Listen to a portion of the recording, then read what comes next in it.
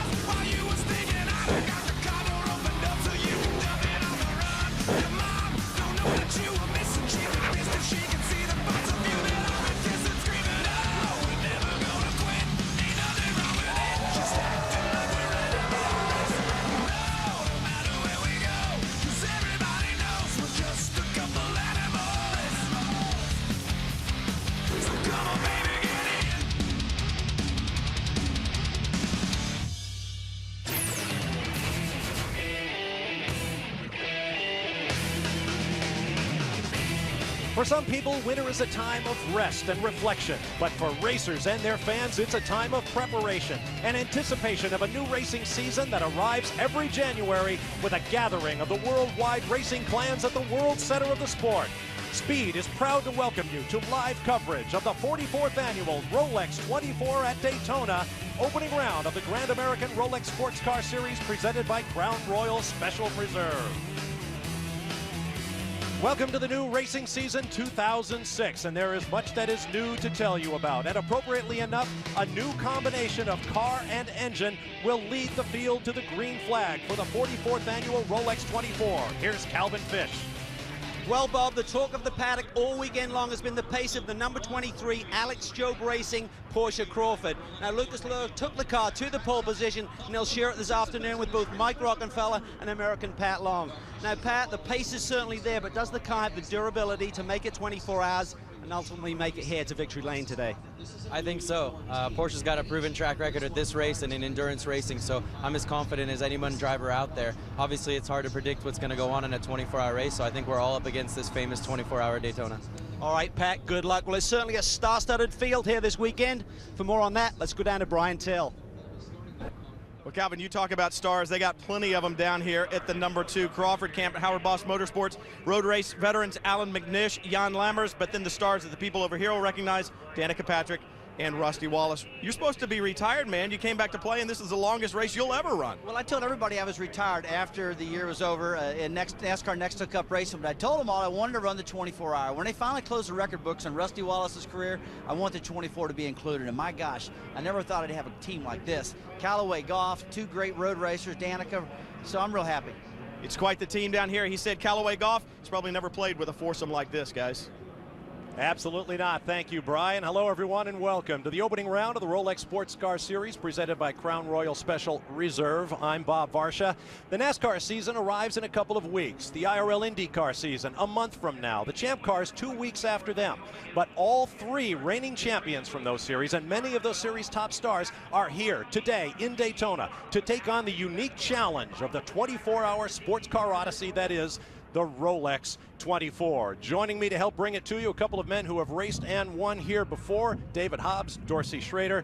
David, this is a very, very special race, unique in motorsports. Well, absolutely, Bob. Back in 1962, Bill France wanted to put his speedway on the international map and figured a sports car race at this time of the year would do just the absolute ticket, and he was right. He had a star-studded field. He had people like Sterling Moss, Dan Gurney, Bobby and Donnie Allison, and of course Fireball Roberts, and it was a very star-studded race. I don't think we've ever seen a race with quite so many stars in since. This week is absolutely extraordinary. The cars are driving also equal. Well, you know, in the past you had to ride the right car to have a chance of winning. First it was Porsche, then probably Nissan, then Jaguar came along, and at the end it was Toyota. That's not the case here. It's 13 different cars and drivers are under 1 second in qualifying. It's going to be fabulous. Right now, let's meet the defending champion, team owner and driver with Chris Neville. Well, Bob, our defending champions may have laid down a qualifying lap that should have put them on the outside of the front row, but due to a rules infraction, that car has been sent back to the back of the DP grid. Wayne, what have you told Max Angelelli he has to do in this opening stint? Well, I've told him a lot of things to do, but you got to know that Max doesn't listen to anybody, so he's going to do exactly what he wants. Well, Max is going to need every bit of patience and discretion he learned last year. And Andrew Marriott is with another guy who has come painfully close to winning this race the past 2 years. Yes, I'm with Tony Stewart, who's going to make his 4th start for Crawford in this race. You're almost a veteran, Tony, but you came so very close last year. Yeah, the last 2 years we've come really close, so hopefully this will be the year, but we got a great lineup with Andy Wallace and Butch Lightsinger, so great team, obviously, with the Crawford family and Boss Snowplows, so just really excited. We've had some electrical problems all weekend, but they think last night late they found out exactly what was wrong and have got it cured, so we'll know in about 15 minutes if it's cured or not. Well, just a quick question, how are the ribs? They're extremely sore. They were making progress this week, and then when I got in the car yesterday, it aggravated them a little bit, but we've got some good doctors back at the Redskins and the Carolina Panthers that have helped us with some stuff that they think will help us get through the race, so really excited about it. I'm just can't wait to get in the car again today. We're real excited too. Back to you in the booth, guys. All right, thanks, Andrew. Tony Stewart is a racer's racer. Injured those ribs driving a dirt car in Tulsa, Oklahoma a couple of weeks ago. Just one of the many stars ready to take on the challenge of the Rolex 24. Stand by. The green flag is coming.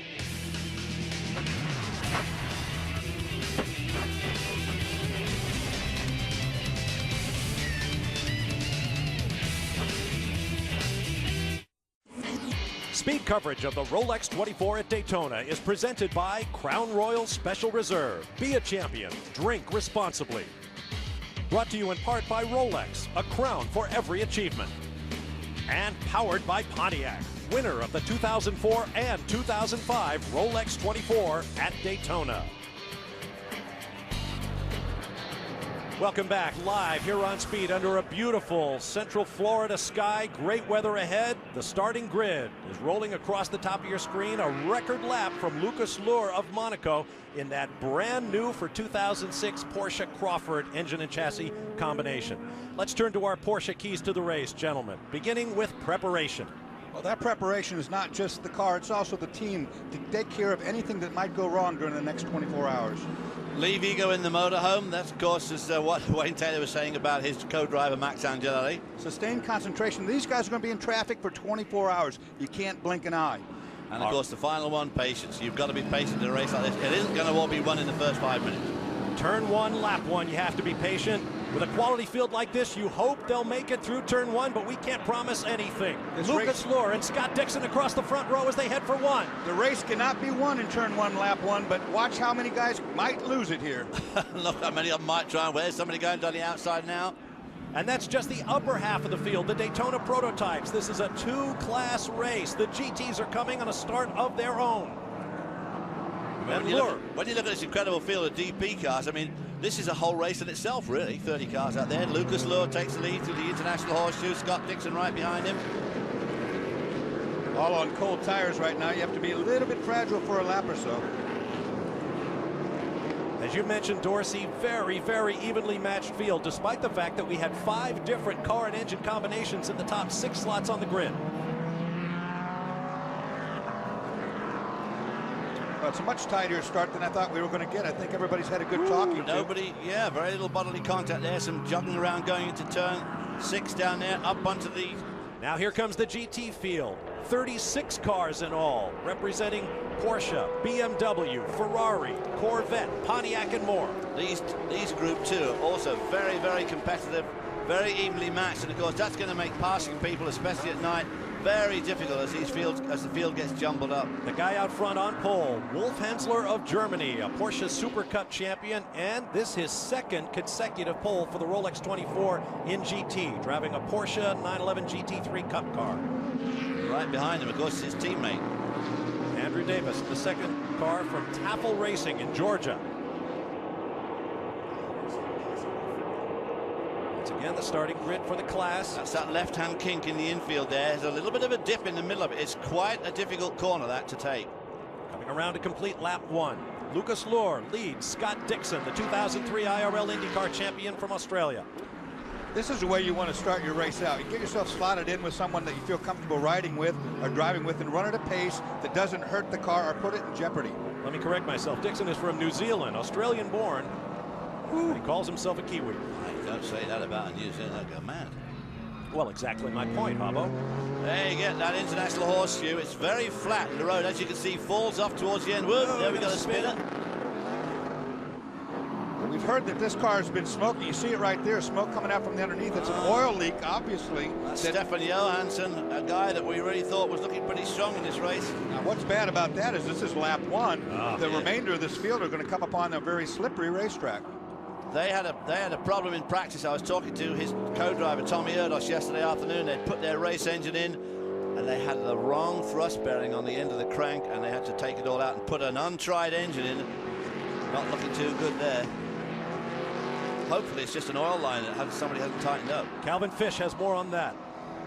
Oh, one of the problems in that car was the fact that the smoke was inside the cockpit. The driver could not even see. So he's going to suffer a major drum there. We believe he spun again. And we see Lucas Luhr out front also. He did tell me prior to the green today, he said the car is awesome on cold tires. He believes he has a significant advantage when they go back to green throughout this race. Smoke's coming from underneath the car. Here's a look at that first spin, just coming out of the infield tri-oval of this 3.56-mile combined infield road course and NASCAR Super Speedway. Boy, it is laying down a lot. Look, there he goes, all that oil on his own back tires. Good job by the Pontiac to go around the outside and read that well. But that racetrack on lap 2 is not going to be much fun for anybody. Boy, you don't want to oil down that early on this track. 24 hours to go yet. And here we go. Lucas Luhr going through that oil patch, seems to be controlling it pretty well. Hopefully their guys in the pits have been watching our broadcast and been on the radio telling these guys, watch lap 2. Got oil down everywhere. There's Luhr in that brand new car from Alex Job Racing and Emery Motorsports. Alex Job, veteran sports car team based in Tavares, Florida, barely an hour from Daytona International Speedway. There is Scott Dixon, former IRL champion, driving for Target Chip Ganassi Racing, a Lexus-powered Riley chassis. And those two appear to be pulling away into a race of their own. Look at that gap back to the number 60 in the hands of Oswaldo Negri. He's pulled up to third too. He's made a little bit of ground. He started off in 5th spot, so he's pulled up a couple of places. Has he got the pace to catch those lead two?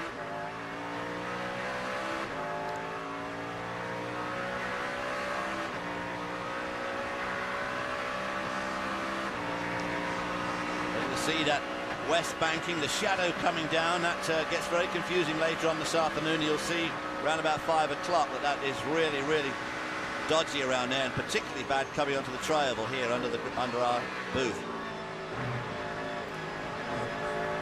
And the Daytona prototype class leaders are about to catch up to the slower GT cars. Now let's find out more about 51. Brian Till's there. Stefan Johansson brings the engine machine in. A lot of oil back in the engine compartment, guys. Can't tell where it's coming from, but all over the headers and everything else. That's what's obviously putting the smoke out of the back of the car, and it's what's putting the oil on the track. Johansson sits dejectedly in the car. They had problems in testing with getting enough air to this Lexus power plant. Remember, Cheever Racing, the only 2 cars out here running a Crawford chassis and a Lexus power plant. Looks like their woes are continuing. Boy, I mean, what a terrible way to start a 24-hour race, because we've figured out that this race is going to be so competitive this year that time in the pits is what's going to kill you. Watch this, riding on board with Bill Auberlen. That's the 05 BMW. Watch in front now. This is the lap after that oil was dumped down. This is Bill working the infield. Now watch here. braking for this left-hand corner, and the car in front is going to get getting wide. But here's a more graphic example of it. Watch this. Same spot. Whoa, too late, gone. That's that turn 6 up onto the banking. An important turn here because every RPM you can come up onto that corner higher, you maintain all the way down to the bus stop, which is about another 1.5 miles away. So it's an important corner to get right. Look here on the dash, the number 6 is the gear that he's in. We see him going down to 3rd right there. And another car has spun. Number 24, Brian O'Shaughnessy. Oh, the 16 spun. That's one of the Dysons. That's Chris Dyson who spun. Driving with his father, Rob Dyson, who's been fielding sports cars and racing them for many years, plus 2 very quick Brits. Oliver Gavin and Guy Smith will be handling that car with Chris and Rob. Any damage? Can't see anything hanging off or flapping. It's kind of what we expected with that oil down on the first lap. Yeah, it's tricky. Cars will be shared by any number of drivers from 3 to 5. Now this is good. Where this Lucas Luhr and Scott Dixon right with him getting into this traffic. Woohoo, going high. Now they've got to get down to that turn 1. Oh, they got a bit of a gap before they get down there. It only took them 3 laps to start lapping the back of the field. So that's going to be grizzy, isn't it? I bet old Lucas Luhr saying that, mein Gott, try lapping only and I'll let it lapping. He's got to be reveling in this. Huh? Lucas Luhr made his name in GT cars with the Porsche factory. Now here, he's in a full-on prototype, and he's doing the passing instead of. And look how much he's dropped already, Scott Dixon. Good-looking race car. Oh, beautiful. On board with Jan Lammers in one of the Pontiac GTOs, the GTO-R that was. Oh, excuse me, this is the prototype. This is Lammers from the Netherlands in 11th place. He'll be sharing with 1989 NASCAR champion Rusty Wallace and the sensation of the IRL last year, Danica Patrick. For the people who watch the 24-hour regularly, they know that that international horseshoe is always really slippery, but the entire infield has been repaved, so there's a lot of grip now, and as a result, both classes broke the track record soundly. Look at this traffic. So all these DPs mixed up in this GT class now. This is that slippery corner 6 up onto that, up onto the what would be NASCAR 1, right up to the wall. Also on this driver's strength is Alan McNish, Le Mans winner, great star with the Audi factory team for years. Now what surprises me pretty much in the early part of this race is that none of these guys have really utilized much drafting except for the top 2. Dixon certainly was trying to get a run with Lucas Luhr. I don't know if he has enough power to stay there, though. Of course, Jan Lammers is a 2-time winner of this race. He won it in 1988 and 1990. So a few years have slipped by on old Yanni there, but here he is having another go. 1,000 miles of endurance experience around here. There's a good look at the Dutchman. Of course, in this car, we got Jan Lammers, Danica Patrick, and of course, the Scotsman McNish are all very short. And of course, Rusty Wallace is a lot taller than them, so it's been a bit of a trick getting the right seats in this car for them. We look right here. This section right here is all padding. That's about a good 3 inches of padding right there. That he's sitting on. Wait till you see Rusty get in the Danica car. Patrick's seat. It's about a foot thick. It looks like a Barca lounger, not a bolster. And we asked him McNish, Alan. There's the international horseshoe from inside. You see that sun already. You don't want to get too much grit and of course oil on that windscreen. Well, you just can't avoid traffic, even with a track as big as this one. The red car there is Sebastian Bourdais. That's right. 78 car, the current, of course, Champ Car Series winner. Got a lot of champions out there. Dan Wheldon, the IRL champs out there. Also the 500 winner, Dan Wheldon. Look at them all weaving in and out there. Oh, up the inside, the door's closed. More smoke there.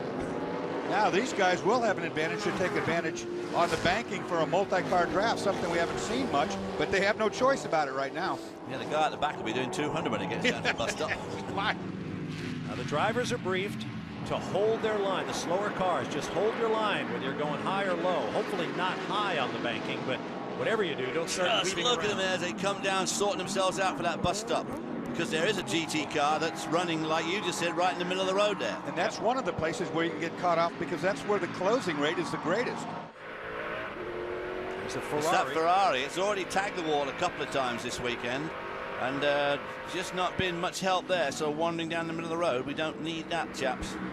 Pontiacs are booming 5 liters, about 500 horsepower.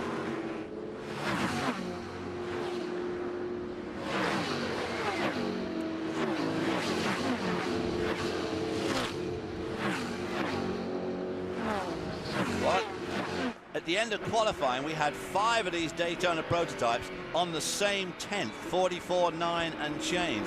I mean, for a long distance race with cars that are all so different in terms of chassis and engine, that is absolutely extraordinary. Brian Till.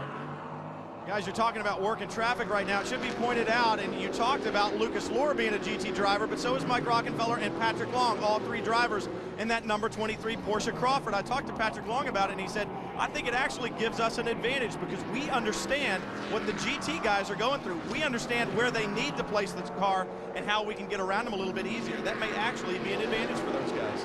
I tend to believe you're right, Brian. I like that idea. I've driven both the faster and the slower cars, and you have to have a feel for what the slower guy's going through. He is slower for sure, but he's just as out of control as you are at a slower speed.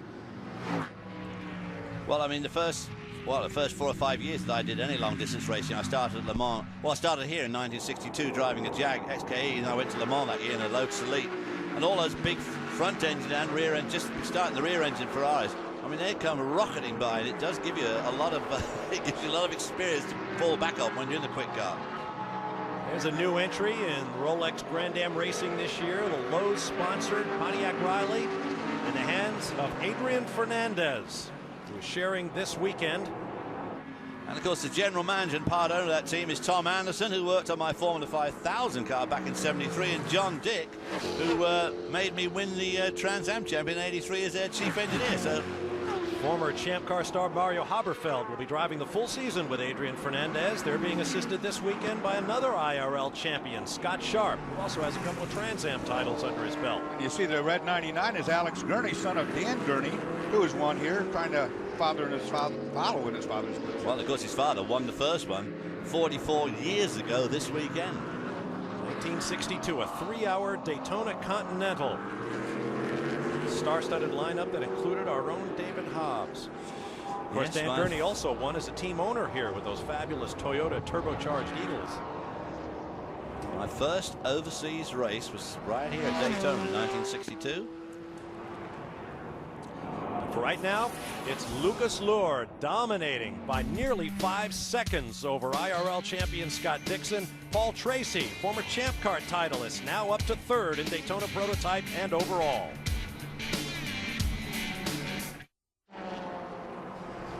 February 10th, NASCAR is back with Speed Weeks on Speed. 10 days, 70 hours, more coverage than ever before. From a tribute to the legendary number 3, Dale Earnhardt, to the season opener of the NASCAR Craftsman Truck Series, and the premiere of the ultimate pre-race show, NASCAR Race Day. It's a 10-day blowout leading up to the biggest race of the year, the Daytona 500. Speed Weeks on Speed begins February 10th at 2 p.m. live and only on Speed. Welcome back live to the Rolex 24 at Daytona. Bob Varsha, David Hobbs, and Dorsey Schroeder up high, and that man, Lucas Luhr, in that all-new, one-of-a-kind Porsche-powered Crawford chassis is in a race of his own right now, 4.7 seconds ahead of IRL champion Scott Dixon. Dixon is driving for Chip Ganassi, and one of his teammates is with Calvin Fish. Indeed, there's the Indy 500 champ, IRL champ, Dan Wheldon. Dan, that number 23 car has really been the rabbit all week long. What is the strategy? Do you try and stay with him, or is it a 24-hour race? You just pace yourselves? Well, the target car's been very, very consistent over a long run, and that's what we intend to do. We can only control what we can do, and we're going to try and just do the best we can and make as few mistakes as we possibly can. But all 3 of us seem to be able to run quick, comfortably. And you know this race is about staying out of trouble, so that's what we're trying to do. We've got to try and keep Chip happy. With the 2-car effort under the tent, do you split strategies at all, or do you do your own thing? I think you obviously, you just got to help each other as much as you possibly can, because this is a big race that Chip wants to win, and I mean that's what we're going to have to do. But certainly the cars, like I say, the Porsche seems very fast in a straight line, but we believe that we're consistent and handle well, so we'll just try and control our own destiny rather than worry about other people's. All right, mate, good luck. Thank you. I think one of the strong points this car's got, the 02 car and the 23, the current leader, is the fact that there is only 3 of them driving, which personally I think is a better grouping than having 4 drivers. Every time you get that extra body in the car, there's always the possibility of more mistakes, there's more pit stops and more driver changes. I think 3 is a good team, and they're a good team, this too. There you see Scott Dixon has clocked up the new fastest lap of the race thus far. But folks, we are just 10 laps in, and here's an idea of where we are going. The record for the most laps completed in this race. A tremendous lineup and a turbocharged Nissan R91 prototype back in 1992. 762 laps, 2,712 miles. The fewest number of laps completed was just 2 years ago, 526 laps by a Pontiac Duran Daytona prototype. You know, my feeling about that at the beginning is that the most laps led's pretty safe because of the speed of the cars then versus now. The least laps I would have thought might be in jeopardy, but not the way these guys are attacking the racetrack. They've been very smooth, no cautions so far. I'm pretty impressed there. Well, I'll tell you what else I'm impressed with too. That car of Lucas Luhr, we've all been saying over the weekend, it's 120 odd pounds lighter than the Lexus cars with the 5-litre engine because it's only got a 3.8-litre Porsche, so it's allowed to be lighter. And that 120 pounds looks like it's working out very well for them, even though it hasn't got the oomph that these bigger engine cars have got. Of course, the unknown quantity on the Porsche is the drop gearbox. We'll get into that later on. It's got a gearbox that is not tried and true. The Porsche itself, the engine, it's been running. It's good. We know it's good. But will this gearbox last 24 hours? They don't know, and neither do we. Nope. Here's a look at our top 3. Note Paul Tracy started 12th. Former Champ Car champion who says 2006 may be his final year in a Champ Car. He's going to drive a few NASCAR Busch races this year. He's tested Robbie Gordon's Nextel Cup car. Whoa, vicious wiggle there going into the chicane. Well, he's driving the wheels of it at the moment, coming up from 12th to 3rd. He went out in the final practice in this car. This team was the fastest of all. He turned a lap quicker than his qualifying lap. He said, finally, we've got the car where we want it. We're ready to go for 24 hours. Pick up another car. This is the number 58. Sasha Maassen, who had to start at the back of the grid. Another interesting story here. He's working his way from the back toward the front. He's driving quite hard, trying to get from the starting spot. Actually, he was very quick in qualifying, but unfortunately, he had to start toward the back. And that's another Porsche engine car, of course, with the drop gear, but this is a Fab car chassis, not the Crawford. And watch what happened here a few moments ago, going down into the bus stop, trying to get underneath the 4 car. This is Andy Wallace, who's not having any of it. Whoa, the old tyres groaning a bit there, but that GT car didn't come alongside him, which he'd just passed. So lost a little bit there to Wallace in the 4 car. They have worked really hard on these Fab cars over the off-season. Dave Klim and his staff up in Indianapolis redesigned the rear end to take advantage of that drop gear, lower the center of gravity, redo the aerodynamics. And the drivers say the car's been transformed. They've done quite a bit of stuff to it. This is on board now with Max Angelelli in the 10 car, and right in front of him, of course, is the 59 car. That's Schwab Barbosa, who's done a fantastic job sitting in this car for the first time in qualifying. Whew. Just look at that lot there, all together. Angelelli in the 10 car at the back started 27th. He's up to 16th. That's the defending champion car from SunTrust Racing. Well, Sasha Maassen said he was going to, knowing Max's aggressive factor and personality, he was going to get behind Max and let him part the seas as he came from the back toward the front.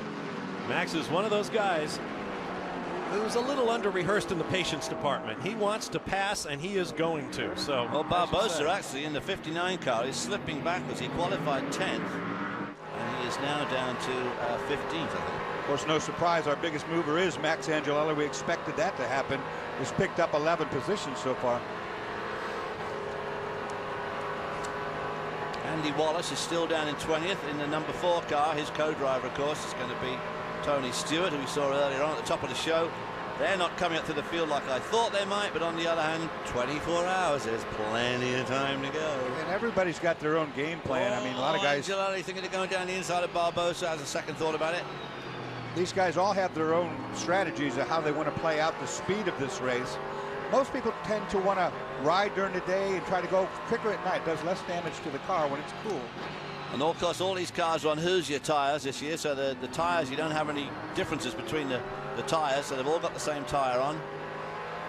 Now, Max Angelelli, we've talked about his, shall we say, adroitness at working his way through traffic by hook or by crook. In fact, he's sort of a semi-legend for it here in the sport.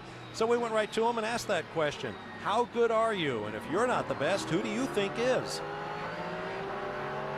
I think the best is Andy Wallace through traffic. Is out of question. He has such a way to get around traffic that is really hard to beat him. The second best is his teammate. So makes me really worried because the two best on traffic are together sharing the same car. It's really difficult for us to catch up with them. I don't think I'm good on traffic. Why? Because probably I'm patient. I want, to get the job done right now, right away. I cannot wait more than 2 corners, and this, is causing a lot of crashing, and it's bad for 24 hours. So I'm trying to be calm, and but I still have a lot to learn.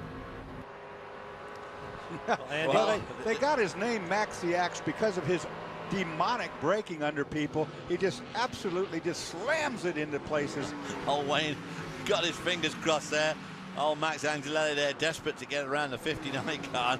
As he just said, I can't wait more than 2 corners. Well, here we see him. There's one. He got past the 59 car, going around a GT car at the same time. You have to watch you don't get pinched into the guardrail right there. Absolutely. You heard Max say he thought Andy Wallace is the best and his teammate was the second best. That teammate is Butch Leitzinger, the winner of this race on a couple of occasions. We'll see him later on in the number 4 car. And the third driver in that car, of course, is Nextel Cup champ Tony Stewart. They are the pre-race favorites coming in, but you can never overlook this SunTrust crew. And the car in front of him now is Dario Franchitti. Woohoo!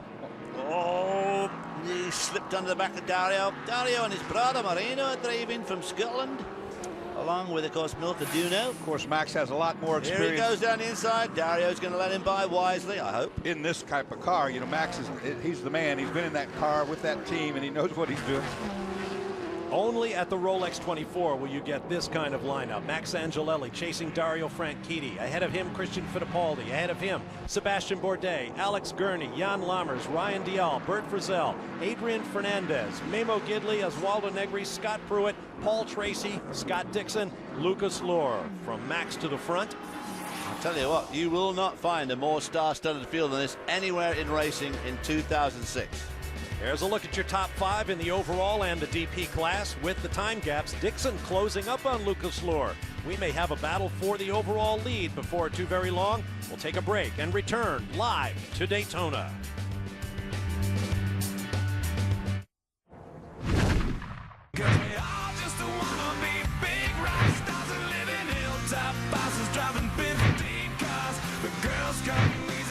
Drugs come cheap. Well, I'll stay skinny cause we just won't eat. And we'll hang out in the coolest bars and the VIP with the movie stars.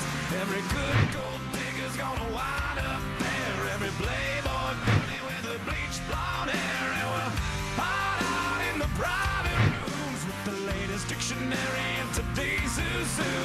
They'll get you anything with that evil smile. Everybody's got a drug dealer on speed dial. Well, hey, I wanna be a rock star.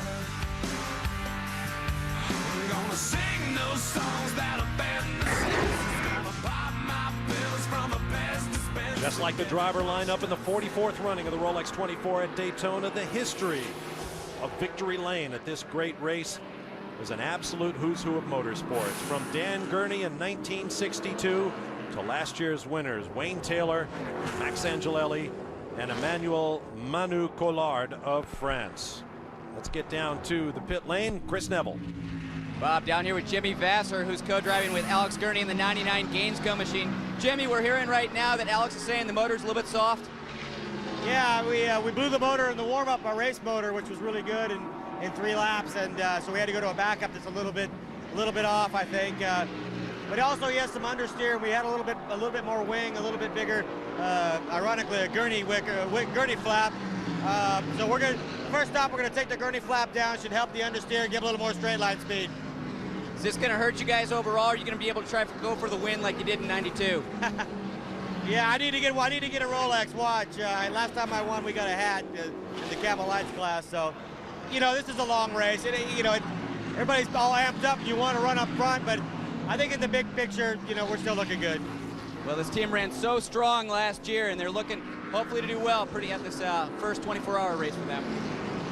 In a 24-hour race, hey, you're looking good no matter how bad the first hour is. You've got 23 more to get better. Well, I'll tell you what, that wicker bill too on the rear wing, if he wants to get rid of some understeer and pick up some straight line speed, this is the place to do it. Oh, absolutely. The real trick is stay on the lead lap. I mean, it doesn't make any difference right now where you are. If you're on that lead lap, you're going to have a lot of things happen before tomorrow comes around.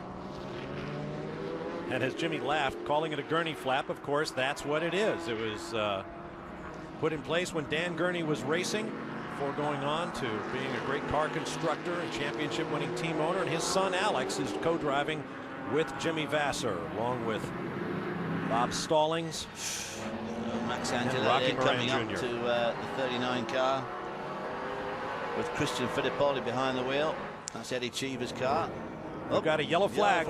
Full Wow. course caution. We've got a car stopped at the bus near stop, the I think. chicane. The 86 car, Don Kitch Jr. in a Porsche. There he is. Lost the passenger side door. Looks like he's got a lot of front end damage. They had a similar problem there on the track yesterday. Well, the 6, Paul Tracy is in. Calvin Fish is there. Looks like a routine start. The team making a quick call there, getting Paul onto pit lane first. So the two leaders stayed out. Paul Tracy running third. Now he's had a remarkable pace here, climbing from 12th on the grid all the way up to third position. I spoke to Mike Shank. He said, this engine we put in for the race is seeing huge numbers. He said, fortunately, we geared appropriately. When they get a lot more speed, they need enough gear ratio to take advantage of that. The team were heads up enough to do that. Paul Tracy loves this race. He wanted to do it before. Finally, his contract in Champ Car allows him to do so.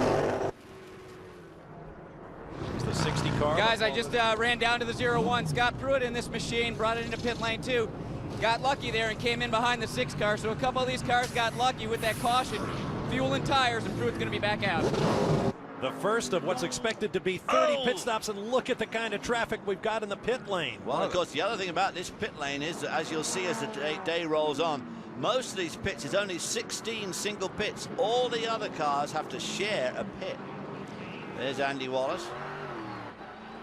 This is Max Angelelli. One of the crew guys back there almost got himself run over. Yeah.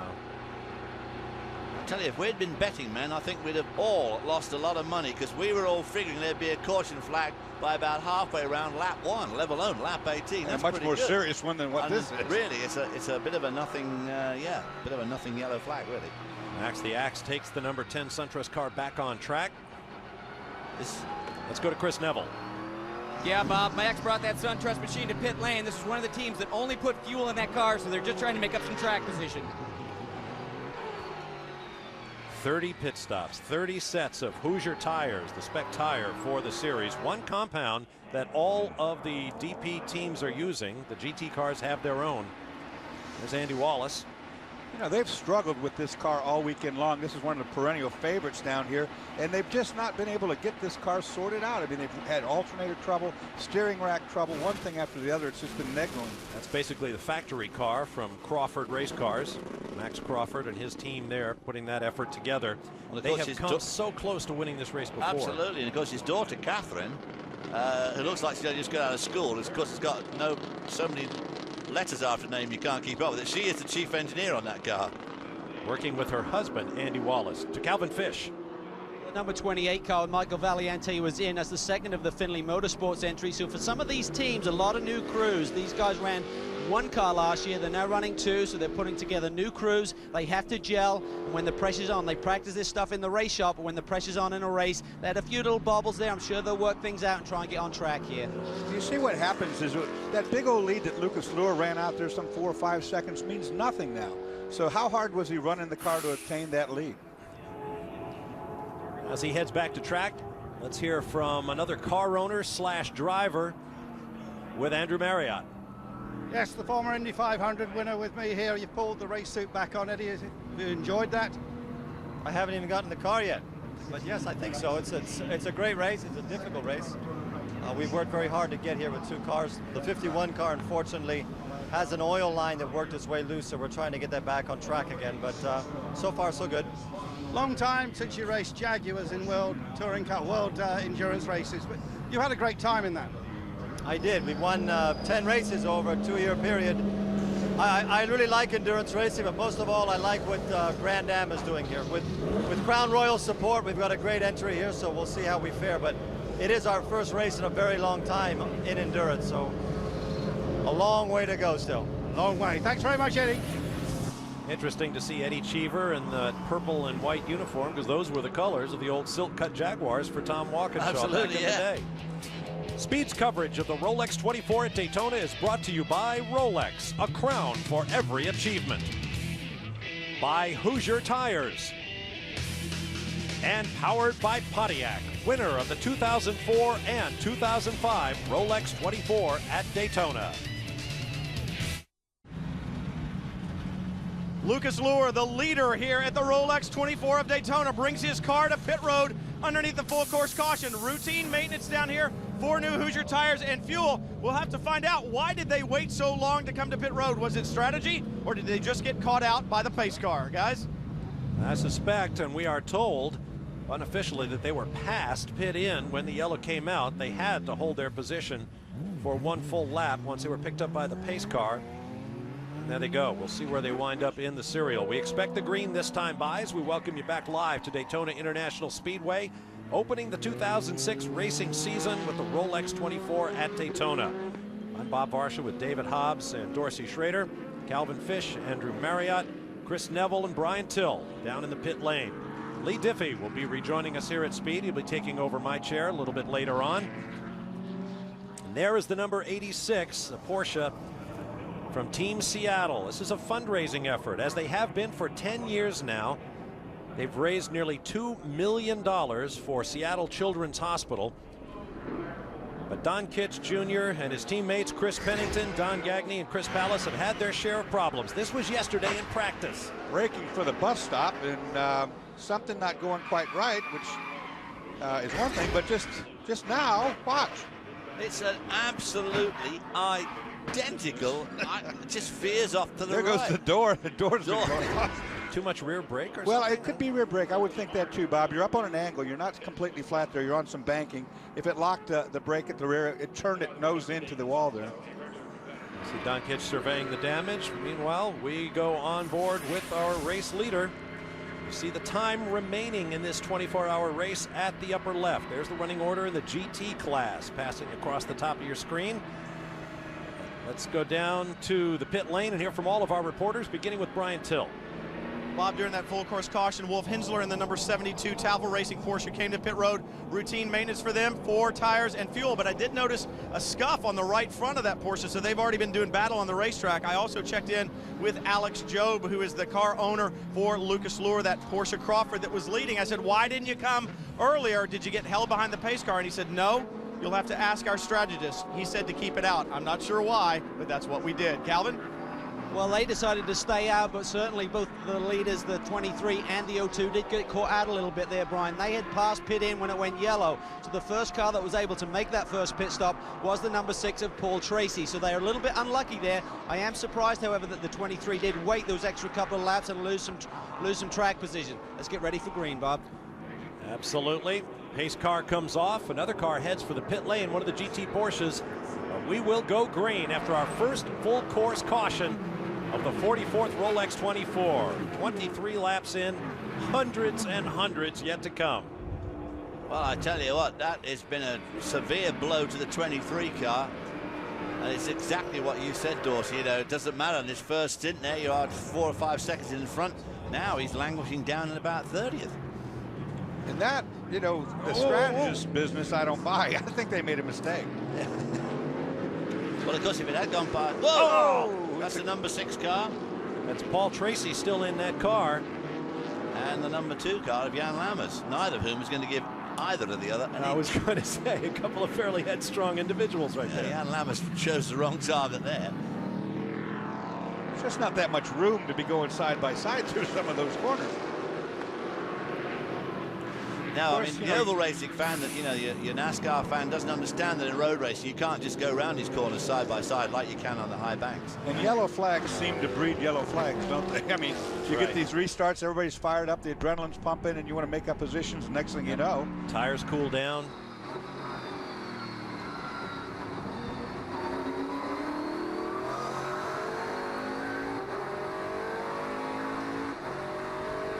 To live action now. There's the 74, the 84 74 Hunting Ranch sponsored. That's Wally Dallenbach behind the wheel. That's right. Television colleague as well as a great racer, former winner of this race. Part of the Jack Roush empire that once won this race 10 times in class. Now here's what happened on the restart. Well, he didn't get her slowed down for turn 1. He takes the escape road. Oh, he's actually stalled the engine. That wasn't brake lockup. I think he had a shutoff. Some electronic problem, maybe. And as you can see, as that car disappears out the back from the side window, up to speed again quickly. That turn 1 and 2 is a bit difficult for that sort of thing too. It's got that nice little wiggle in it. Calvin has more on that story. Well, Wally Dallenbach Jr. did radio to the crew, something wrong in the engine compartment, so a lot of disappointment down here with the number 74 Robinson Motorsport team. They've made the switch to the Riley engine over from the Lexus that they ran here last year. Had a lot of hopes here. They didn't have the speed all week, but certainly thought they'd have the consistency to get this car the end of 24. And as we see right now, Wally is back up to speed, so maybe to adjust something in the cockpit, flick a switch. A lot of these engines have dual ignition systems. He's back up to speed, it looked like, Bob. Whoa! Well, we've got we problems in the That's the internet. West That's the horse show, right? Is that the 2? Now you see all these guys now going on both sides. You can't go anywhere. It's a 19. Oh, the 19. Memo Gidley, and he spins it again on the grass. Oh dear. There's new paving here at Daytona that was laid down a little over a year ago. He's lost part of the upper fender panel. That's a louver over the left front wheel. Unfortunately, he's got his mirror on it. Look at here with 10 car driving through as this all takes place. Whoa! Angelelli is back on the button just like that. Wow. Everybody did a wonderful job there of missing each other. That was pretty stout driving there. No rubbernecking from Max the Axe. He was There's right a 23 car trying to make a move as it goes off the banking. Lucas Luhr currently shown 23rd on the racetrack. Look at this now, 3 and 4 wide in that brake zone. This is why we get trouble down there. Well, that pit stop hurt the former race leaders. Boy. You know, and in doing that, not only do you lose a track position, but you put the car in jeopardy because now you're back with those GT guys and the speeds are all wrong for each other and you get wrecked. Look at this, 3 wide, don't come up.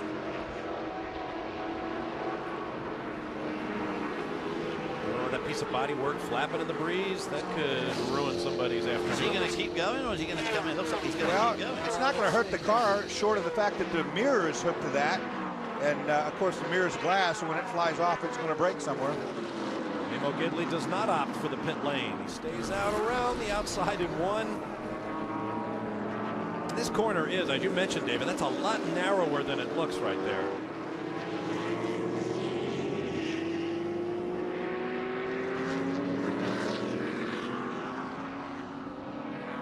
Memo, short for Guillermo, born in Mexico. His father was a charter boat captain. Coming up on Brian Tuttle in the 11 car, whose co-drivers are Kyle Petty and Boris Said. So that's a pretty good driver lineup in that car too. Sponsorship from one of the more recognizable brands in the world, Rabbit Ears of Playboy. That was a press announcement nobody wanted to miss.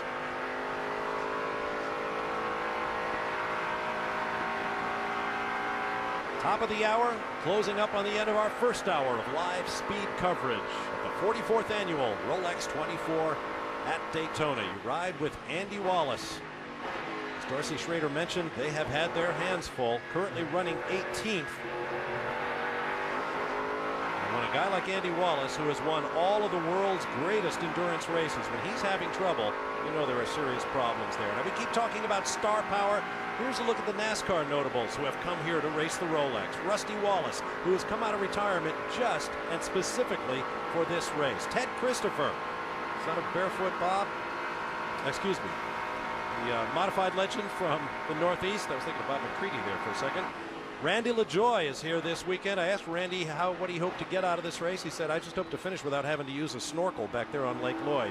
But Randy is a good road racer. From the open-wheeled ranks, Paul Tracy, the former Champ Car titleist, Danica Patrick, A.J. Allmendinger, and Justin Wilson from the Rue Sport Champ Car team racing as teammates here in Daytona. Dario Franchitti, Scott Dixon, and Dan Wheldon, all from the Indy Racing League IndyCar ranks. And their colleagues Adrian Fernandez, Scott Sharp, who is a champion road racer, Jimmy Vasser, Sebastian Bourdais, the two-time and defending Champ Car champion, Eddie Cheever, has plenty of road racing in his career in sports cars and Formula One machinery, and Buddy Rice, the former Indy 500 winner. Now, this is not a full course caution, but as you can see, that car is well and truly stuck into the tire barrier down in the West Horseshoe. Well, we've gone full course just as I speak. Gonna have to do that. That's well and truly stuck in there. You can see it's deranged the tire barrier, so they're gonna have to fix that again, I think. Obviously retrieve the car. So we could be under quite a long caution right here.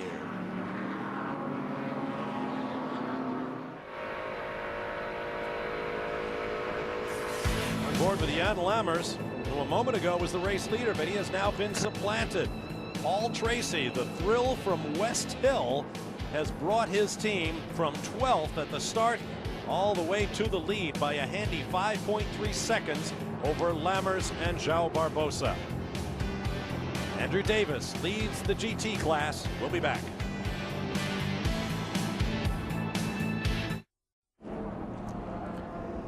February 22nd, the hit series Pinks returns to speed at 9 Eastern. Watch as egos, pride, and titles go on the line. Feel the emotion, experience the heartache, and revel in victory. No lights, no tricks. It's simple. Lose the race, lose your ride. Pinks Season 2 premieres February 22nd, exclusively on Speed. Welcome back live to Daytona International Speedway. I'm Bob Varsha, coming to the top of the hour, 1 p.m. Eastern Time, along with David Hobbs. Here's a look at our weather conditions. The projected high 74 degrees, projected low 56, but I'll tell you what, it feels colder than that, especially when the breeze comes up.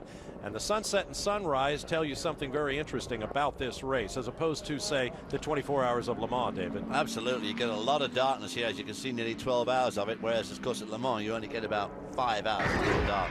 Here's a look at some of the intricacies, the anatomy of the Rolex, if you will. Drivers per team, a minimum of 3. Maximum of 5. How much time can you spend in the car? Well, a minimum of 1 green flag lap will earn you credit for driving in the race. The maximum any one driver can go, though, is 15 hours. A 45-mile-an-hour pit lane speed limit. Please stay off of each other. Number of crew members over the wall to work on a car, 4. They may replace all parts of the car except the engine block and the chassis and shell. So it helps to be very, very well drilled when you only have 4 crewmen going over the wall to solve any numbers of problems. There's a 19 with Memo Gidley. We saw him lose some body pieces off the front of that car. They have replaced that nose. There's a 74, one of the stars of the GT class, the Tafel Racing Porsche. And while we're away, the number 1 car in the hands of Scott Dixon has made its way to the garage. We'll get more on that in a moment. That would be big, big news if the 01 is having some kind of terminal problem for former champions Scott Pruitt, Luis Diaz, and Max Pappas. Now let's get more on that story on the 01 with Calvin Fish. Well, Scott Pruitt brought the 01 car immediately to the garage, didn't even stop in the pit lane. The report is an alternator belt has been spit off the front of this engine, so the crew are going to work here. Remember, when you get out of pit lane, you're allowed a lot more hands on deck. There's only 4 guys allowed to work on the car when it's in pit lane, so the faster way is to get the car back to the garage, have more guys working on it. They're going to try and get this situation fixed. It's flooded with TRD guys. They want to win here today. Apologize, I said it was Scott Dixon's cars. He, of course, is in the 02 with Dan Wheldon and Casey Mears. This is Scott Pruitt, Max Pappas. You can see Max Pappas standing in the background there, looking on anxiously. Returning to the team after a year away. Last year, they had plenty of problems. Luis Diaz was behind the controls when he lost a rear tire and took this drive through the infield grass. That was only part of it. How about losing the engine cover off the back of the car on the high-speed super stretch, the back straightaway here at Daytona? They put that sucker back on, and by golly, it was not coming off. No, ever. Just a few of the things that can happen when you're racing twice around the clock here at Daytona. As you can see, the newly constructed garage area from a year ago has windows at the back so the fans can push up against the glass and watch the crews at work. Here's a look at the success of Chip Ganassi-owned teams in the last 3 years in Grand Am, IRL, and NASCAR, along with his co-owner Felix Sabates. 3 championships, all those poles, all those victories. Only 4 of those poles, no victories and no championships coming from the NASCAR side. The rest have all been IRL and Grand Am. Now, you saw those guys work on that car in the garage there. Now, one of the things you're building these Grand Am cars is a lot of the engineers have gone to making these cars much simpler to work on, just in case of things like this. But as you can see, it's still difficult to change something like a generator belt. There's the sister car, the 02. Let's get back to Calvin. Down here with Tim Keene, team manager on the 01. He's on the radio right now. No, I didn't. Sorry. Tim, what's the problem, mate? Well, we got a voltage problem, and it's not the alternator. It's a plug going to the alternator, and we got a pigtail to fix that from TRD. And we thought we had lost an alternator belt. Came in, the belt's still on, so they're thinking it's just one of the wires. So that's what they're trying to replace now. Unfortunately, it's really hot. It's down around the headers and stuff, so it's not an easy change, but we don't think we'll lose more than a couple laps. Okay, mate, good luck. Thanks. Well, a couple of laps this year is going to be tough. Very difficult with a field as evenly matched as this one. There's the 59, finishing what seems to be a fairly long stop. Chris Neville, what's going on? Bob, actually, that's the second stop for Ted Christopher, bringing that car back to pit lane because the nose was not secure. So they actually pulled the old nose that they started the race off, put a new nose on, hoping that that one would stay on the car. And now Ted Christopher taking over for João Barbosa in that car. One thing I also noticed on these past 2 pit stops, lots of teams making aerodynamic changes to the back end of these cars. Some gurneys going on, some gurneys coming off. So it is much warmer today than it was the previous 2 days. So quite a few teams struggling with their setup right now. Boy, it sure sounds like it. As the 59 heads back on track in the familiar colors of Brumos Racing. Here's a look at our top 5 in Daytona Prototype and the overall. Paul Tracy leads over Oswaldo Negri, and Max Angelelli has come from 27th to 3rd. We'll take a break and return with more live from Daytona.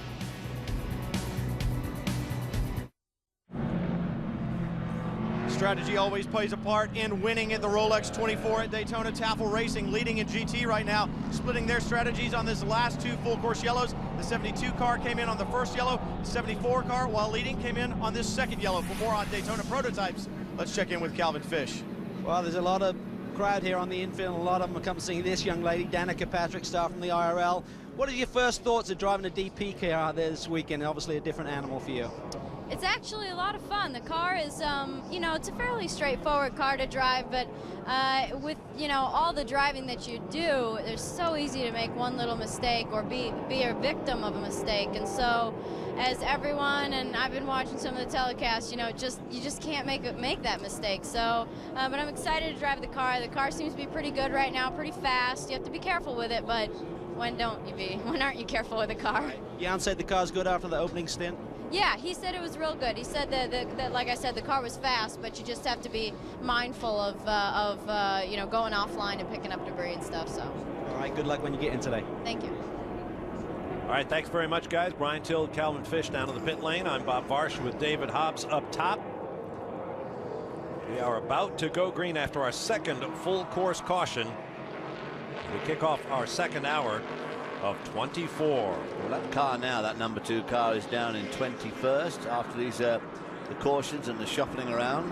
Flagman Fred Snyder waves the green. We are back underway. It's Paul Tracy over Oswaldo Negri and Max the Axe Angelelli in 3rd. Terry Borcheller is 4th. Ryan Dial of Scotland 5th. Adrian Fernandez from Mexico City in 6th.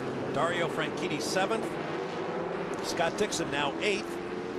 The sister car to Dixon's is still in the garage working on that electrical problem. Alex Gurney, son of Dan, is in 9th. And Bert Frizzell rounds out the top 10. All Daytona Prototypes. Highest ranking GT car is the class leader, Wolf Henzler, in the Tafel Racing 911 in 26th overall.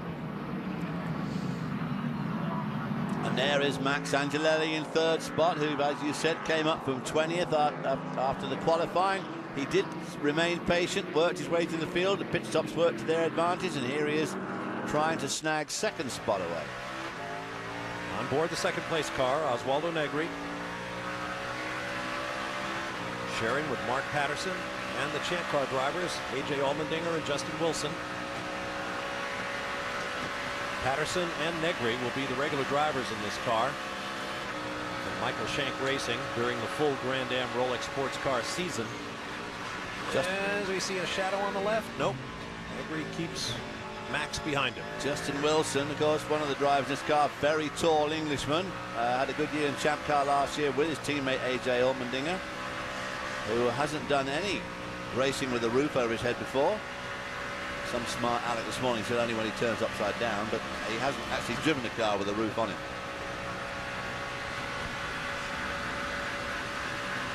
Oswaldo Negri, on the other hand, who's driving now, has driven lots of cars.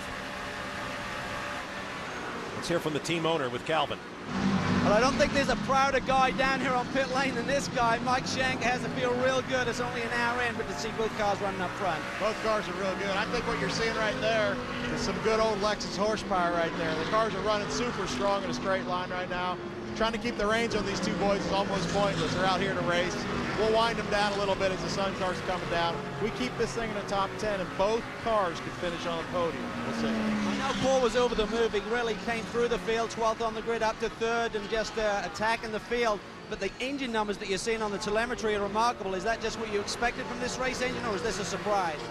Well, for me, it is a lot. I didn't know Paul Tracy real well, if that's what you asked, and I tell you, he is one heck of a driver. He's a wheelman, and it's really surprised me, and he wants to go to the front. I bet him last night that he couldn't pass any cars on the first lap, just because I thought that would be a better strategy, but of course he ended up P5 on the first, and now he's in the lead, so everyone's doing a great job. Great job yourself. Thanks. Thank you. There is the race leader, Paul Tracy. He'll be sharing later on with Paul Mears Jr., Mike Borkowski, and Paul's fellow Canadian, Kenny Wheldon. Look at Negri right there behind him. Kicking up a bit of dust there. Look at the bus stop, so named because it resembles a bus stop. The chicane to slow the cars before they head on to the high banks of turns 3 and 4. Here's our GT leader. He's tucking in behind that Daytona prototype. Drafting is all the rage among the GT cars. They are slower than the DPs, but those big Daytona prototypes punch a big hole in the air, and the GT drivers know well that if they can read the air and play their cars right, they can take a couple of tenths of a second off their lap time by getting behind the DPs. The number 2 car there has got Allmendinger behind the wheel now. DP going by on the high side. Going.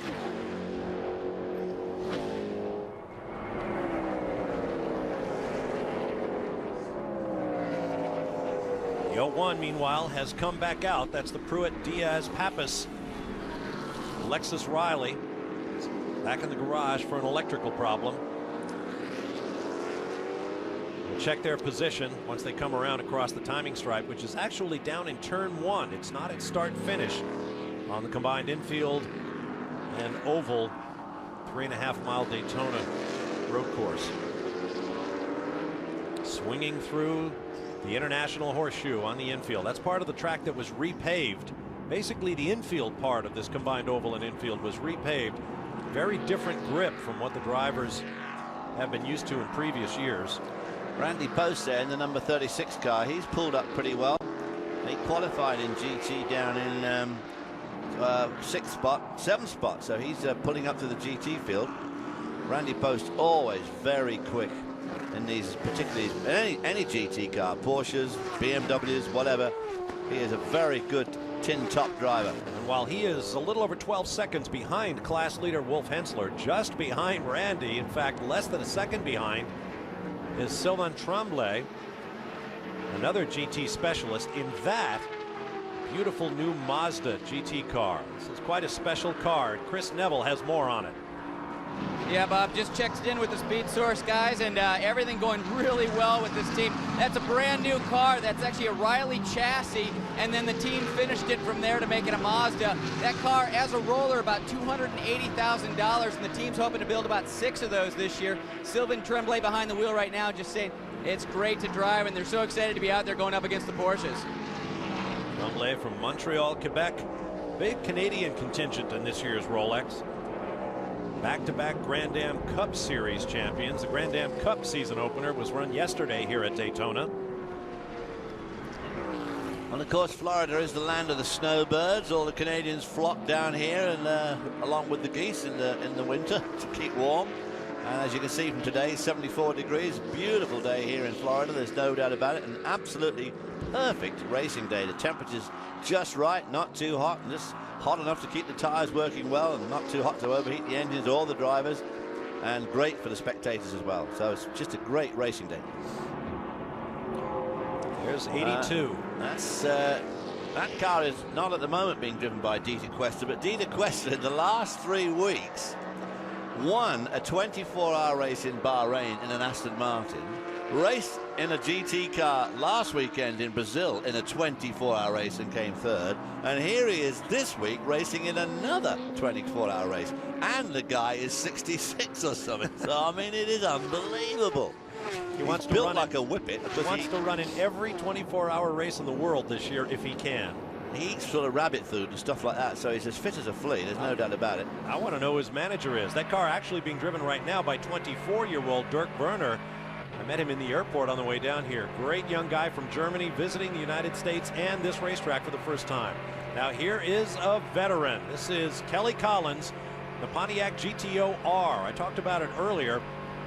First 24-hour race for this car that made its debut at midseason last year and was the revelation of the season in the hands of the Racers Group, winning the team championship with this car. But it has not gone 24 hours. Kevin Buckler, Ramrod's the TRG operation, says we've done our homework, we're ready to go, but until you've done it.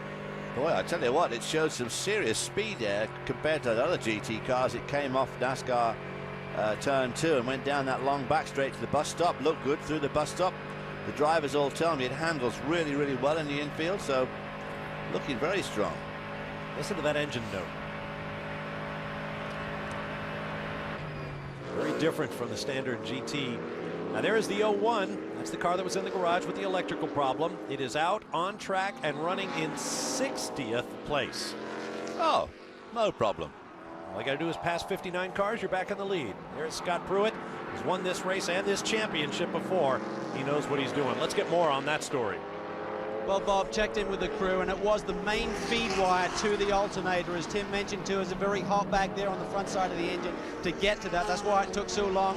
They are confident, however, that the problem has been fixed, but they're down 7 laps now. And with the quality of field we have here this year, I think that's a long road to haul if they're going to get back to the front. Pretty stellar names right there on that list of those falling back from their positions, including Scott Pruitt. That was Jim Matthews who just passed in the number 5 car. Jim Matthews driving with Duncan Dayton, Rick Knoop, and Brian DeVries. Some golden olders there. I raced against Rick Knoop, and I saw him the other night, and he doesn't look any different. He looks exactly the same. I couldn't believe it. Yes, sir. Back at Daytona after 20 years, and why not? The Rolex 24 is back into its heyday. There's a look at your top 5. Paul Tracy, but now less than a second over Oswaldo Negri. Max Angelelli looking on, hoping for his chance. We'll be back.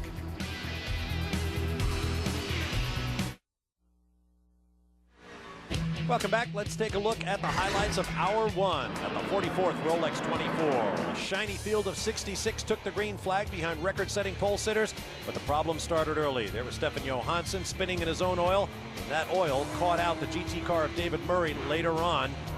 Ryan O'Shaughnessy also involved. A little bit later on, Don Kitch Jr. with Team Seattle had this heavy crash down in the chicane area at the end of the backstretch.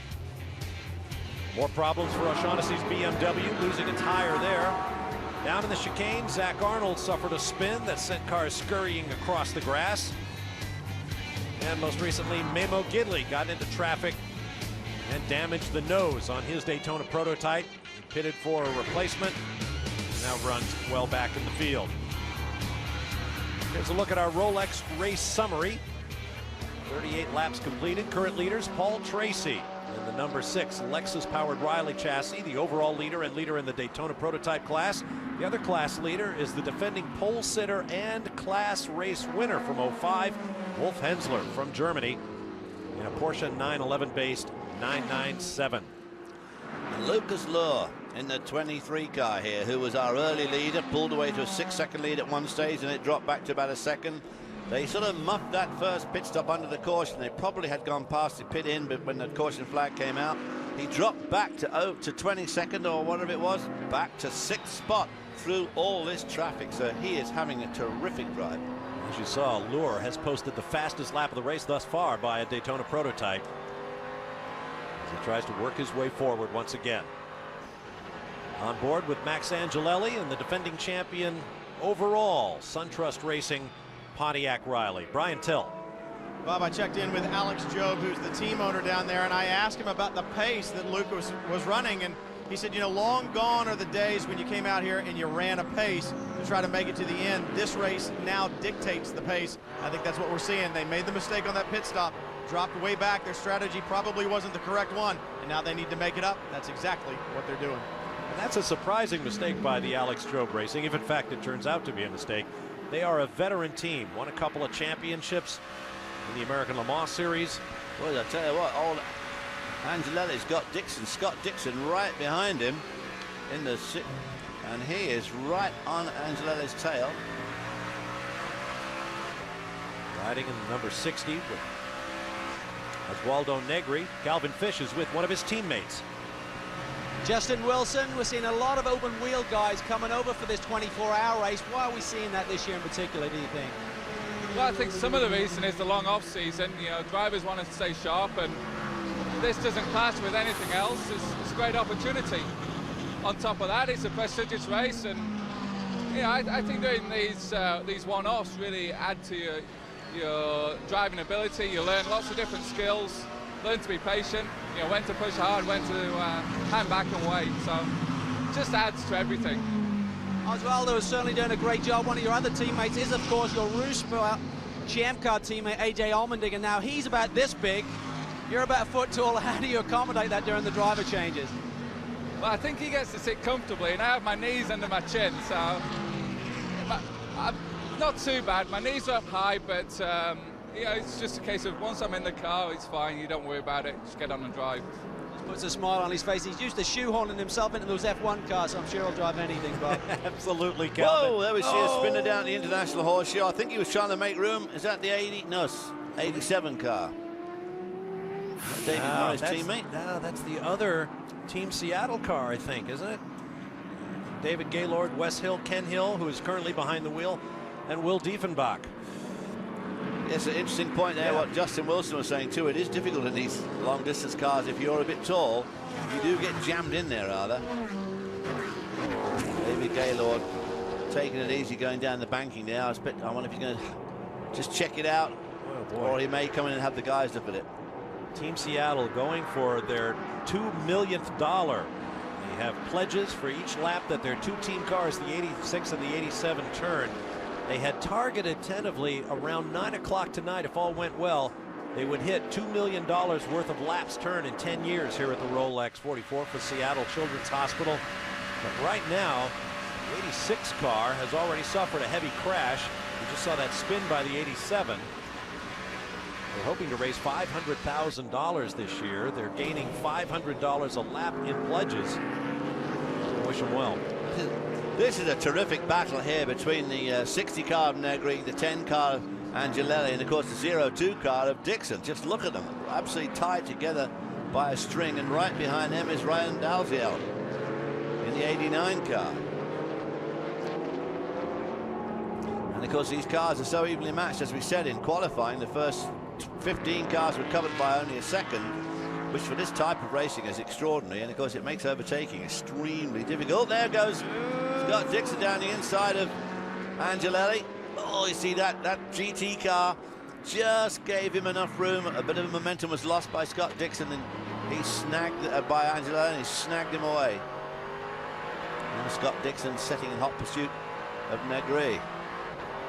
Well, you don't often see Max Angelelli get past. That's what he's thinking now, I expect too. Exactly. Hey, come on, what are you doing, eh? So, a lot of Italian being spoken in that car at the moment.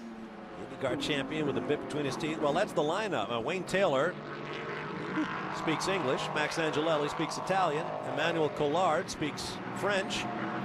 There's the 23 car, still zooming his way towards the front. He's up to 6th spot now. Ryan Briscoe speaks Australian, mate. We'll have to get Lee Diffie in here to translate for us. Ryan Briscoe speaks Australian. It's lucky he's speaking at all if you've seen the sequence of that crash he visit Chicago. Yeah. Last scene flying through the the air and fire. Whoa, we got some bumping going on down in the chicane. There's the 59 car. Oh, that's Randy Post. He won't be happy about that at all. No. Wonder what happened there. Pobst now running 3rd in class. He's been passed by Sylvain Tremblay in that brand Bill new. Auberlen there in the 05 car, or Bill Auberlen's car. Not sure who's driving at the moment. I think it is Bill still. So Randy Post won't like to see that. Randy was probably trying to let that gaggle of very fast DPs through, and of course that's what happens. Well, exactly. Try to get out of the way of a faster car, and you wind up getting jumped on for position by somebody in your class. Of course, Paul Tracy takes absolutely no prisoners. Let's take another look at what happened. Oh no, he got tagged Randy. by that other GT cars. What happened? Yep. That's the glow-in-the-dark car. That's the 17. Being shared by Johnny Mowlem, Lance David Arnold, Brian Sellers, David Shep, and Jan Seiferth. Wow, just gave him a little tag there. That's all it takes. He'll be extremely mad. All the weight transfers are already taken onto the car, onto the right side of the car, and you just get a little nudge on the left, and that flicks it around in a heartbeat. Ryan Till, what's going on? Right now, guys, Michael Levitas, who's the owner of that team, down talking to a Grand Am official saying, guys, we don't need any help out there. It's difficult enough as it is. You see Levitas right now talking to the official, seeing if they can do anything about it. Let's see if we can get with Michael real quick. What's up, bud? We talked about how well the car was running before. It looks like a little contact. Yeah, it was. We've gotten contact with the TPC Agilon car, came in contact with one of these cars that were a lap down, the 17 car, and we're just trying to keep it fair here and keep it clean because we know we got a long race to run here yet. And you guys ran so well last year and then had some bad luck. You don't need any more, do you? No, we don't. We're really hoping for a clean race. That's our big thing. We wanted to bring a car back without one scratch because then we know we'll win. All right, guys, we got to get out of pit lane, let Michael go. We'll meet you later. All right, thanks, Brian. Now the official's coming back. Okay, noted. Heck, this is only daylight 1. We've got to get to Sunday in daylight 2 before we can think about who might be in position to win this race. Now there's the 84 car. They've also had an interesting run to this point. Wally Dallenbach still behind the wheel, to the best of our knowledge. You saw Wally Dallenbach go straight on at turn 1 before. Now what's he going to do? Whoa! Ooh, trying to squeeze. That, you know, it's, boy, oh boy. Whew, it's tough on the GT cars because where's he going to go? Because there was a DP underneath him and another GT underneath him. So Wally Dallenbach threading the needle there, did a good job, kept it off the wall. These cars are pretty solidly built. They'll take a little bit of a wall scrape. Whoa, another one there. That's Andy Wallace getting nudged. Oh, big lock up there as they try not to run into the back of Andy Wallace. Now we understand, going back to that situation in the GT cars, we understand Johnny Mowlem in the 17 is going to be given a stop and go penalty for avoidable contact with the 35, 36. the 36, sorry. Oh, really? Yeah, with Randy Pobst's car. Oh, naughty boy, Johnny. Well, on board, there's a look at the footwell. Let's watch the minuet of heeling and towing that road racers are familiar with, and some of us find very difficult to master. Well, Wally Dallenbach, you can see his feet dancing around there, and he's jammed in all sorts of slower traffic here, but of course the GT cars, they got quite a bit of welly down. They're not that slow. Actually, he's not heeling and towing, he's left foot braking. He's about to be passed. Is that the Cheever car, the Crown not. Royal Special Reserve car? Christian Fittipaldi may still be driving the 39. Looked like he was about to be passed into the triangle. Now watch him into turn 1. Hard on the brakes there with his left foot and giving the right foot a little dab as he goes through the sequential gearbox down the gears. Whoa, it goes wide there. The car's got a bit of a handling problem. I noticed on the last time through that turn 1 and 2 complex, he was a bit slow in and went wide, so he obviously got some little problem with the car somewhere. 74 Hunting Ranch Resort is a unique recreational facility. It's a sporting ranch where hunters can go and hunt all sorts of game. Of course, Wally Dallenbach being a big-time hunter himself. Probably finds a lot of appeal in that. He was anxious to sign up. He loves racing again. It's been a while since he did so here on the road course at Daytona, where he has won the Rolex 24 in the past. And Wally, after doing all of that demonstration driving on the NASCAR telecast this year, says he wouldn't mind a bit to do a full season road racing with the Grand Am Rolex sports cars. There's Wally in the office. Here's a look at our Daytona prototype and overall standings. Paul Tracy has opened up 4.5 seconds over Oswaldo Negri. Scott Dixon, Lucas Luhr, who started from pole, is now up to 4th. Wolf Henzler still dominating in GT. We'll be back.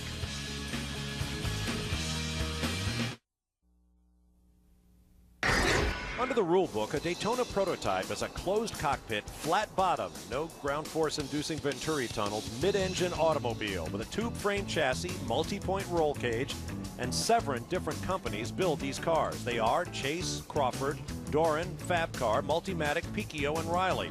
All of them carry normally aspirated engines, meaning no turbo or superchargers. The 6 engine manufacturers in the series are BMW, Ford, GM, Infiniti, Lexus, and Porsche. How are they all made equal? Using a formula involving cubic inch displacement, weight, and maximum amount of revs allowed. The BMW and Ford are 4-valve V8s. GM, the only 2-valve engine. The Infiniti and Lexus are smaller in displacement, so they're allowed to carry less weight and use more RPM. Meanwhile, the Porsche is the smallest engine of all at 3.8 liters, so it runs the least amount of car weight and is allowed to run the highest number of RPM. And at the moment, that Porsche engine car of Lucas Luhr is lurking right behind the car, which we're on board with. There he is. Lucas Luhr's worked his way up from 20th. Now trying to take 2nd off Oswaldo Negri down into that chicane. This was our pole-sitting car. Luhr still behind the wheel in his 2nd stint. And this is one of those instances where that lightweight really comes into its own on braking and handling. It's lighter on the tires. It's lighter on the brakes. At 120 pounds, really going to come into its own as the 24 hours unfold. So why doesn't everyone use the Porsche engine? Well, they probably will after this. Well, yes, but there are disadvantages as well to that small displacement and high revving. You've got to rev it more. He's got a good toe here off Negri. Coming into the tri-oval, down into turn 1. As long as there's no GT cars in the way, I wouldn't be surprised if he has to go at out braking him. On the outside, but he's going to be blocked. Foiled. No, he hasn't. Negri gave him room. That's great. Very good driving there by Oswaldo Negri. Gave him room. Choosing discretion over valor. And so our pole-sitting Porsche is now up to 2nd in the overall. Oh, Scott Dixon there. Oh, what a course. Negri again. Negri getting balked there by that GT car. So 3 of them trying to get into a spot where there's only room for 2. Didn't have a chance to be gentlemanly there as Dixon shouldered his way up the inside. So Dixon now moves into 3rd, demoting Negri to 4th. Negri again had a bit of unfortunate. They got alongside of GT cars. They went through that fast left-hand kink on the infield. Remember, Luhr fell all the way back after that odd pit strategy on our first of 2 full course cautions. Now here he is going from 23rd all the way up to 2nd. Meanwhile, the 59 is in pit lane. Calvin Fish is there. Well, another one of the Porsche-powered cars is having a problem here. The 59 entry led by Hurley Haywood, 5-time winner here. Is Ted Christopher behind the wheel right now. He's got some kind of shifting issue. They believe it's the linkage at the back of the box, but now we see one of the mechanics going down inside the cockpit working on the gear lever itself. So this is going to cost them a fair amount of time. And as we said before, guys, I don't think you can afford any of these lengthy pit stops with the amount of quality cars in the field this week to really be in a strong position at the end of the 24-hour race, so this is going to hurt them dearly. There's a look at Ted Christopher, Northeastern modified star, who is a good road racer. He won 2 NASCAR Busch Series and 3 NASCAR modified races on the road course at Watkins Glen in his career. Also a Busch victory at Lime Rock Park in Connecticut.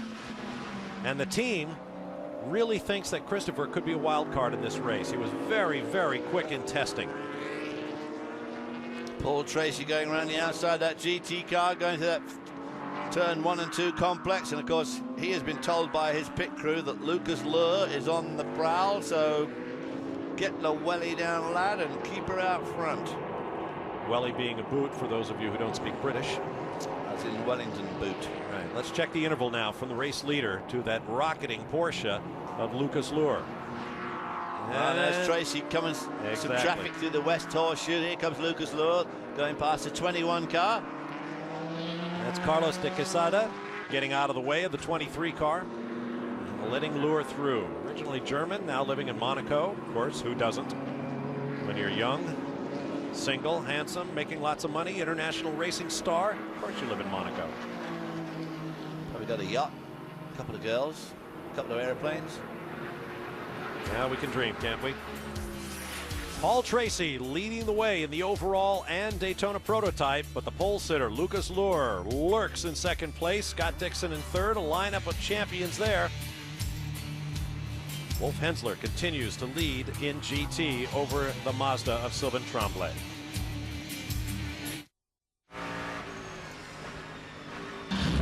Ready to turn your plain Jane cell phone into a souped up hot rod? Log on to speedtv.com for custom wallpaper and ringtones. Satisfy your need for speed with high octane ringtones and fuel injected wallpapers from Speed Mobile. Log on to speedtv.com and download your favorite ringtone and wallpaper today, including Formula One engine noises. And that first race on Bahrain is not far away.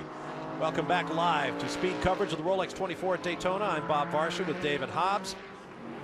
Chris Neville and Calvin Fish are down in the pit lane. Ooh, Tracy is in the lead and going into that key turn 6, and he's now only just over 3 seconds in front of Lucas Luhr, who is gradually whittling away at that lead.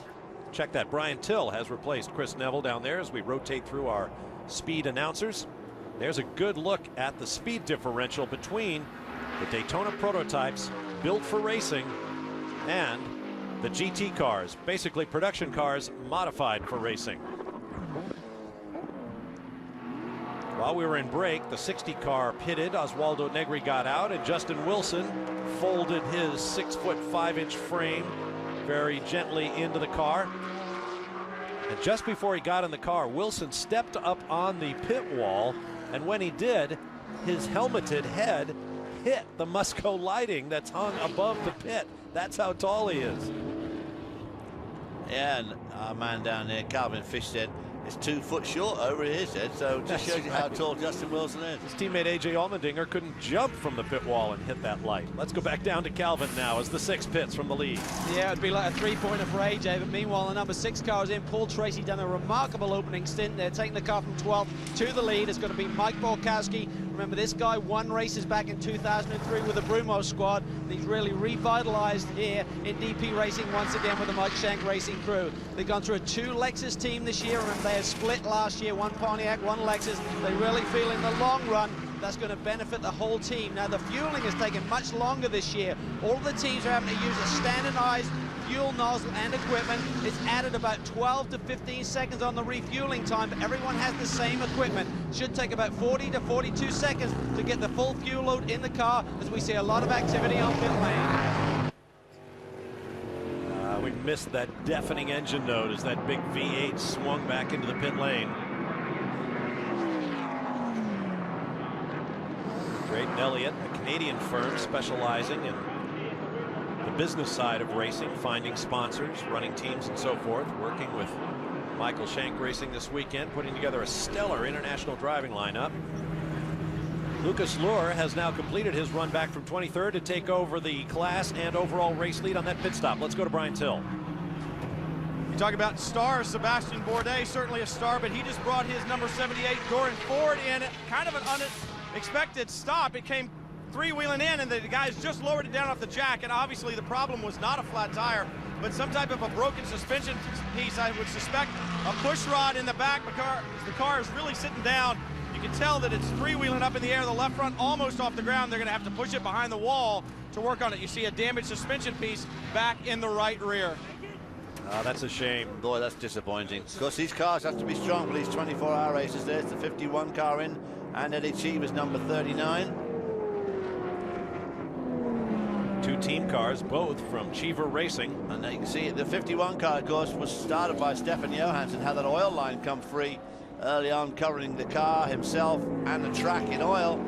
We're not quite sure where they're lying. They're way down at the moment, but at least they're back on the track. Let's go to Brian Till in that pit. Guys, you saw the 39 leave. Patrick Carpentier was behind the wheel of the 39 when it left. Now Tommy Erdo's in the 51. They'll try to get this Lexus-powered machine back on track. Meanwhile, right behind them, the number 7, the Pontiac Riley coming in the Sitco car. They'll be making their stop. Oh, and he's about to go past the pits. Whoa. Drove in right at the last minute and got it into the pit spot, but that was a close one down here. Boy, oh boy. Looks like it should be a routine stop. Micaduno will be taking over from Dario Franchitti. Should be a routine stop, but once again, size is going to be an issue here. A big seat insert is going to have to go in so Micaduno can get in the car, but it should be routine. After that, also the 10 is going by. He's heading back out on track as well. There's Wayne Taylor behind the wheel. Turned 50 this year, did Wayne, originally from South Africa. He has raced all over the world. He has won 24-hour races. And it is he who put this team together. 50. I remember when I went to South Africa one year, I can't remember what year it was, I met Wayne Taylor with his dad. He was go-karting. He was about 15. He's got a couple of go-karting sons. Stoner. Gross. That is awful. Calvin Fish with Paul Tracy. Down here with Paul Tracy. Paul, remarkable opening stint there, taking the car from 12th on the grid to the lead. How did it feel? Car feels great. I mean, we had a good weekend. Thanks, man. We had a good stint. You know, the car was really good in the test. It was really good all weekend, but we just didn't get a good qualifying aim because of the accident we had on Friday. So, you know, we knew that we should have qualified in the top 3 or 4. You know, I took some chances at the beginning to get myself up into the top 3 or 4, and then we just settled in right there behind Dixon. And then they missed the yellow, and we got in and got out, and then, you know, I was just able to do a nice, solid stint in the 46s and, you know, hold a nice lead.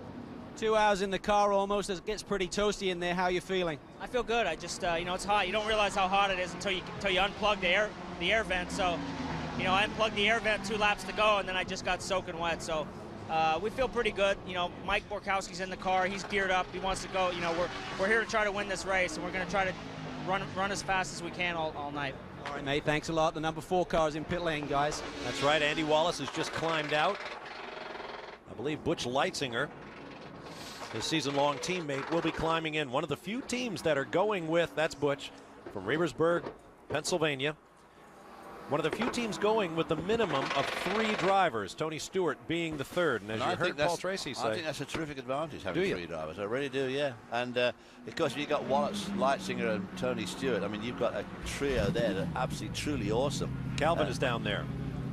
Well, it looks like a routine start. As we said, you're going to be waiting on fuel most of the day. It's a lot slower this year. Butch Leitzinger in. Remember, he and Andy have both won a couple of these, so they're really now to get the car to the checkered flag. Sharing with Tony Stewart. Spoke to Max Crawford. He said, it's been a problematic week. We kept draining the alternator. They believe they finally found the reason for that. They had a spike that was come from the electronic power steering, causing all their problems, so they're hopeful they've got it cured for this 24-hour race. Let's go down. We understand the 23 with Brian Tell. As the number 4 car leaves pit lane, 23 comes in. Lucas Luhr will be getting out, handing driving duties over to Mike Rockenfeller.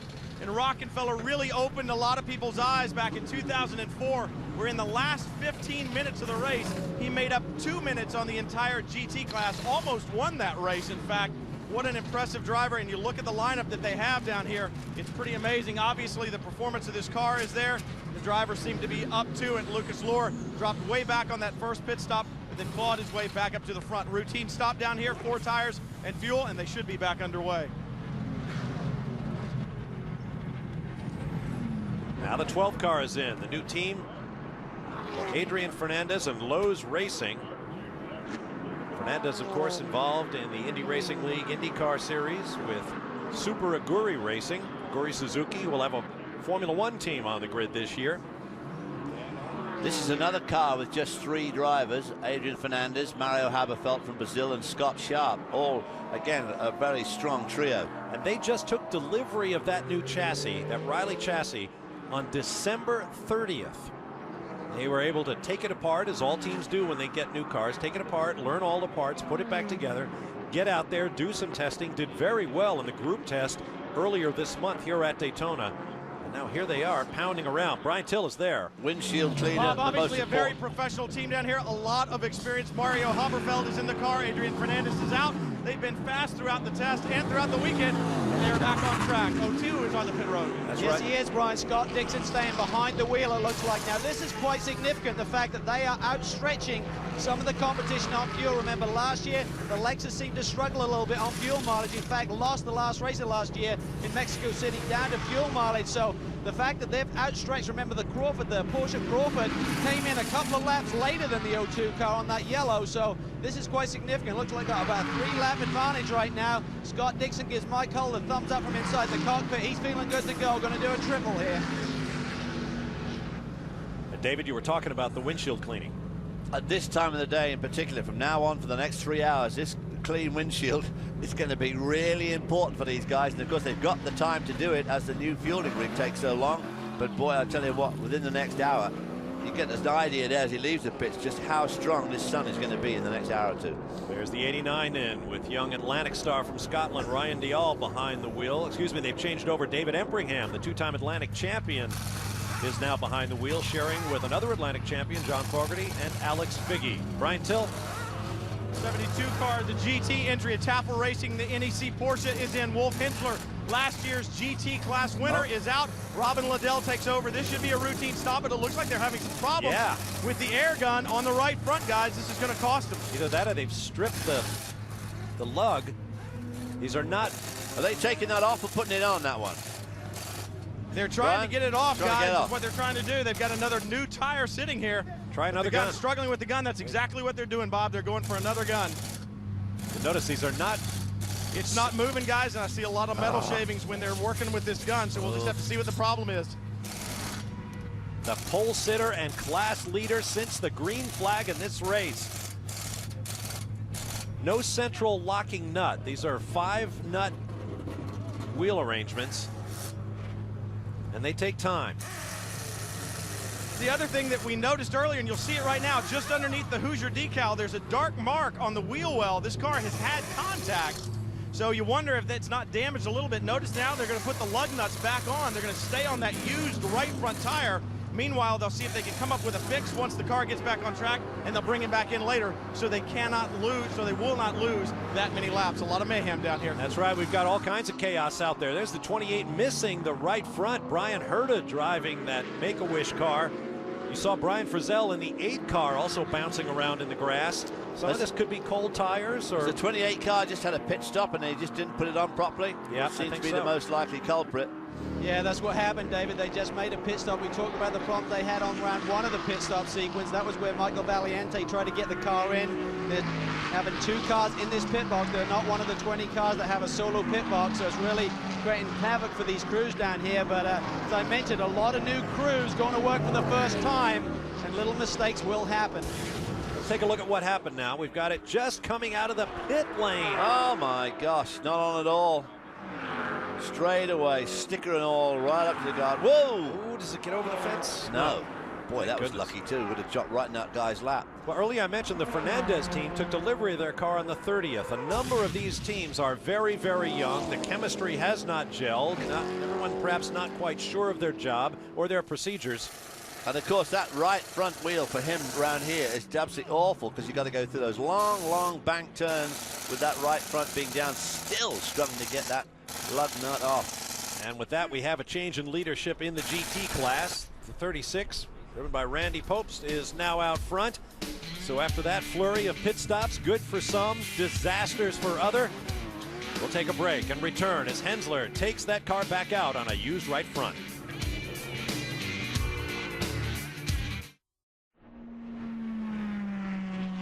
Welcome back live to Daytona, the Rolex 24. I'm Bob Varsha with David Hobbs.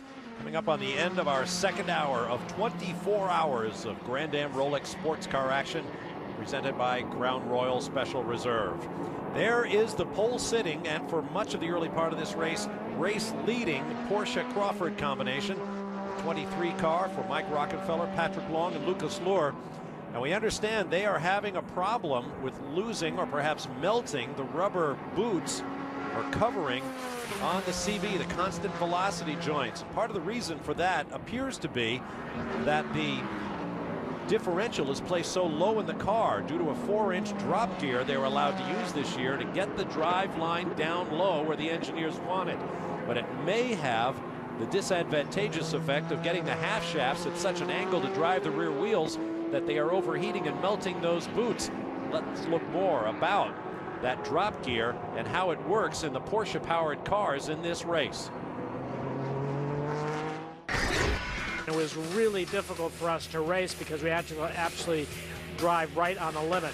In the past, the Porsche was really handicapped with that because the transmission was about 4 to 4.5 inches higher than everybody else. And that's, you know, it's a very big disadvantage because the higher the weight is, the worse the handling is. Through Porsche, we've been able to go to Grand Am and appeal to them to allow us to put in what's called a drop gear.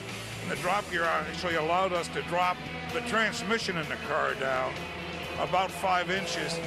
Before the drop gear, if this was the engine, and that was the center line of the crankshaft, and this was the transmission, and there was the center line of the main shaft, they had to do this. What the drop gear does, it allows the gearbox to be down in the same position as the other cars, and this drop gear is a gear in between these two shafts.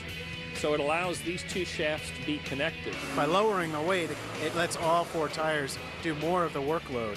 So you get better tire wear, better handling because there's more tires on the road to grip it. This was not easy to do that changes. It's not just by adjusting something. You had to step really deep down, and that's what we did. I think that Porsche has realized that Grand Am is a real growing aspect of motorsports in the world. I'm a Porsche dealer. If my car can win this race or we can get on the podium, I'm going to sell more Porsches. And when I sell more Porsches, Porsche sells more Porsches. When Porsche sells more Porsches, the stock value goes up and everybody's happy. Okay, we're looking at Rusty Wallace climbing into... And as Bob Snodgrass says, everybody's happy, especially Bob Snodgrass. But that German gentleman we saw there was Norbert Singer, who was responsible for the Porsche 917, one of the most iconic Porsches ever, and of course the Porsche 956 and 962. Now watch Rusty, by far the tallest member of this team, sharing with Danica Patrick, Alan McNish, and Jan Lammers. Look where his knees are relative to that steering wheel. I think this is definitely a compromise for Rusty. In the number 2. Starts. Currently shown in 7th place. But what I'm wondering, David, is if the drop gear allows the Porsche differential to be down where the other cars had theirs because of their much lower crankshafts, why aren't the other cars having those CV joint problems? Well, I guess they haven't changed all the pickup points on the suspension. They may not be allowed to, because of the Grand Am rules, to change all the pickup points on the suspension to make that drive shaft run more straight from the gearbox to the wheel, as opposed to being at this angle, which they seem to be running at the moment. I don't think it's much of an angle, but a CV joint to be running at any angle all the time is obviously pretty tough on it, and they do give trouble. Rusty going to work.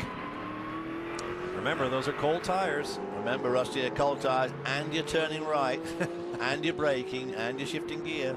Rusty, in fact, has been very entertaining this week. He's been very self-deprecating about the cold shower, you might say, he got when he thought, okay, I've wanted to run the Rolex 24. I'll go out there. You know, I'm a racer. I'm a NASCAR champion. I can do this. Well, last night at the Rolex function, he did a little interview, and he said, you know, I thought I was really the hot guy, and I'm racing against all these top world-class drivers, Dale Earnhardt's son, Bobby Labonte, the Labonte brothers himself, and everybody else. He said, you know, that's where it's at in NASCAR. He said, and I come here thinking, you know, I'm going to be the king of the heat. And he said, everybody is so damn fast. He says that it obviously took the wind out of his sails a bit.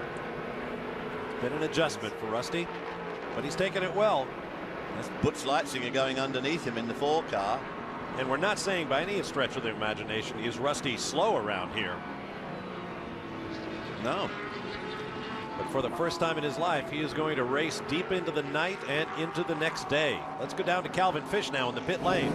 Well, the 02 car driven by Scott Dixon was just in. We saw him go straight on at turn 1, Bob. He'd lost the brakes, and in fact, Scott Pruitt, when they were fixing that alternator, also had the brakes blade on the 01 car. He said the pedal had gone a bit soft. So what they're doing here, they're actually changed the complete assemblies. Everything is pre-built.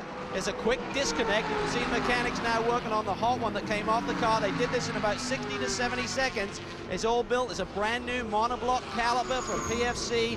Really trick stuff, but there's some kind of issue that this team has had. There's other teams down pit lane running this equipment. But right now we're seeing both of the Chip Ganassi racing cars having a few brake issues early in the going. Going for the master cylinders. Top coming off the master cylinders, do a big bleeding job. Now this was on videotape earlier. This is a live shot.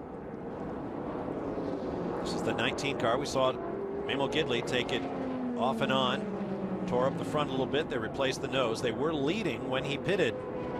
As we work lap number 63 of what will probably be about 600 or so by the time we get to noon Eastern time on Sunday, live here on Speed. Calvin Fish.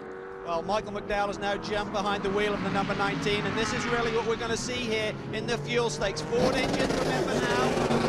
The Bentley Motorsports team switched to the Ford engine. They also switched chassis to Crawford, and one of the big advantages that they could see is the remarkable fuel mileage that the Ford can get. So sometimes it's up to 10-15 minutes, some 20% longer than the rest of the field, and this is what they're going to bank on to take them to victory lane this year. Well, if you could get that consistently, that would be the winning stroke right there, because fuel consumption obviously plays a very important part.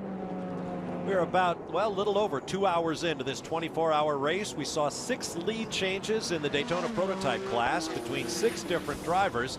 In GT, 4 lead changes among 3 drivers and 2 full course caution flags for a total of 9 laps of this 3.5-mile circuit.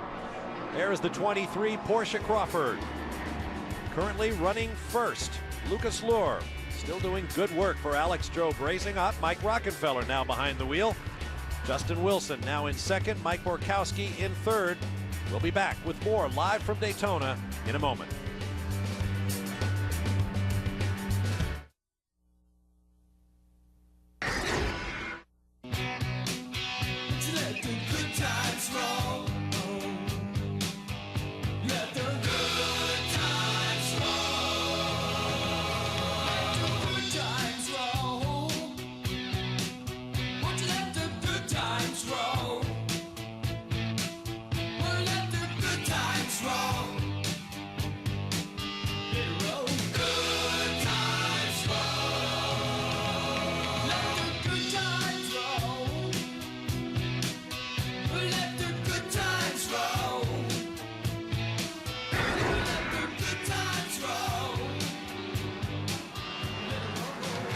Walk down memory lane. Seems like only yesterday that number 14 Porsche for Al Holbert was out there with a very young looking Allmendinger Jr. on the driver's strength as they won the Rolex 24.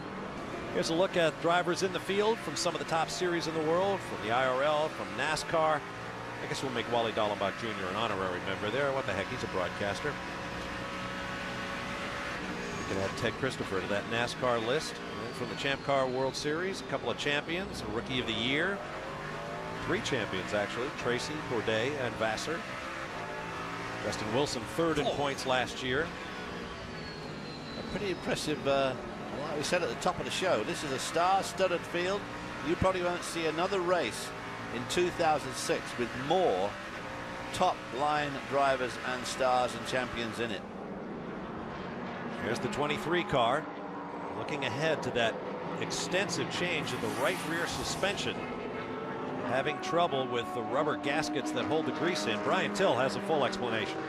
Yeah, the good time's not rolling for the 23 car. Here's the deal, guys. This is the axle. This is the half shaft. This bolts into the gearbox. This is the part that bolts into the hub. It's this CV boot, this piece of rubber right here that holds all the grease in for this bearing out here. As the car goes around the oval and especially comes off the banking, it really loads and unloads this joint over here. And when this piece of rubber cracks and all the grease comes out, it overheats and it fails. They're going to have to replace it. That's going to be a lengthy stop. Boy, it is. They're going to have to take the thing fully apart to get at that. Let's go to Calvin. Well, the number 16 is having some problems to Crawford. Rob Dyson behind the wheel right now. Some kind of power steering issue. Now he's got it locked in gear. Looks like the guys may be taking this behind the wall. So again, once they get it behind the wall, they get a lot more people to work on the car without any rules infraction. But certainly we're seeing a few problems here in the early going. Well, that we are. So they'll start tumbling down the leaderboard.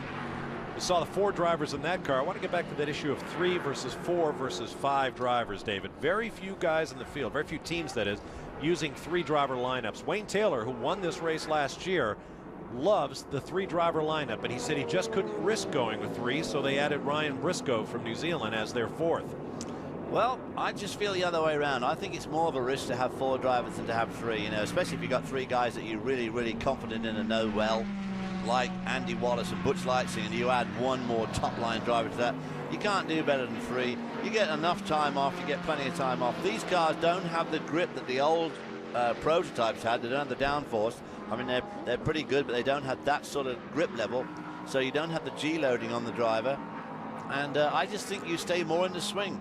When you have like 4 and 5 drivers, like some of these teams have got, obviously a lot of guys with 5 drivers, they're relying on their money to keep the team going. But I think 3 is the perfect lineup for these guys. Of course, in the old days, we always used to just do it 2.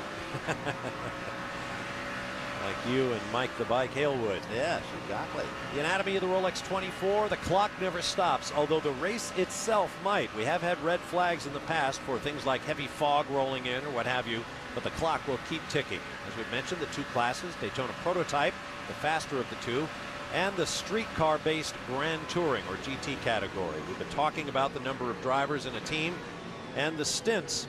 You really don't have to drive very far to get credit, but there is a limit to how far an individual driver can go in the race. And the drivers fill out logs as they get in and out. They're very carefully monitored. See how much time they put in. On board the 60 car. It's Justin Wilson behind the wheel.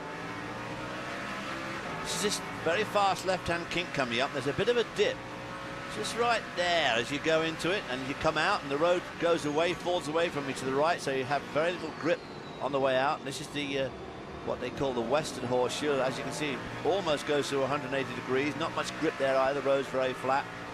Hard on the brakes for turn 6, which is just very tight left-hander. You want to make sure you apex well there, and you want a good run off here up the banking, because you're going to be flat out from here to the bus stop, which is about 1.5 miles. Now you see the notables and where they are relative to their starting positions in the race thus far. That shadow getting longer and longer as you go into the end of turn 6 there. The shadow from the wall getting long. And of course, as they come down to the kink and they come back through the grandstand area, they've got the sun behind them now, looking nicely onto the bus stop here. Shortened up this year between those 2 right-hand apexes. There's only a few feet now. It used to be about 100 yards up onto the banking, on the eastern banking. And you watch when he comes off NASCAR 4, the sun is now getting really low down the straight, getting very, very dodgy shortly here. Look at it, it'll start to really get him. In the test earlier this month, it was coming off the chicane up into the banking that driver Chad McQueen, son of the late movie actor Steve McQueen, who made so many great racing movies, had a very heavy accident. Chad McQueen is still in Halifax Hospital, just a few blocks from Daytona International Speedway. We are told he will make a full recovery, and we wish him the best. There's NASCAR champion Rusty Wallace, who came out of retirement because he wants the Rolex 24 on his racing resume. And boy, it would be the best if he could pick up one of those one-of-a-kind custom Rolex watches that go to and only to winners at the Rolex 24. We'll be back here on Speed. Speed's coverage of the Rolex 24 at Daytona is brought to you by Rolex, a crown for every achievement. By Porsche. Porsche, there is no substitute. And by Hoosier Tires. Welcome back to a beautiful day at Daytona Beach, Florida. I'm Bob Varsha with David Hobbs at Daytona International Raceway. You're looking at the pole sitting and currently race leading Porsche Crawford, driven by Mike Rockenfeller, Porsche factory driver from Germany, as are his teammates Patrick Long and Lucas Luhr. Now that car had contact a few moments ago with a GT car. Watch down at turn 1.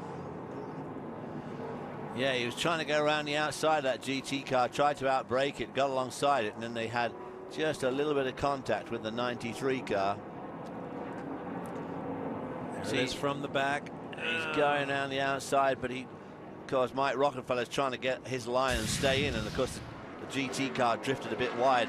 I guess you'd have to call that one of those racing incidents. Bob Gilbert from York, Pennsylvania. Interesting car. Gary Stewart, who was a class winner here at Daytona in the past, has 3 nephews on that car. Rob, Dave, excuse me, 2 nephews, sharing with Tony Avi from North Carolina, a guy who has raced and won in just about every class of car. They got booted out of this race a year ago on Sunday, so this race is unfinished business for them. Tony Arbe really is a Wisconsin boy, you know. Oh? Comes from Hurley, Wisconsin, I think, up in the far north. They love it up there. Down in stock car country now. There's a look at the 60, currently running second. Let's go to Calvin Fish. Down here, one of the other drivers, champ car star AJ Allmendinger. He's looking over his shoulder. He sees some activity here. AJ, first time driving a car with a roof over your head. How's it been?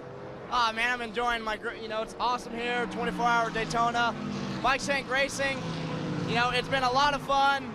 I thank Mike Shank and especially Mark Patterson for giving me the chance. And so far so good. One of the consequences of having an enclosed cockpit is the temperature. How are you dealing with that? I know you don't like high temperatures. I've seen you struggle a little bit with that at Cleveland in particular. How's it been in the testing?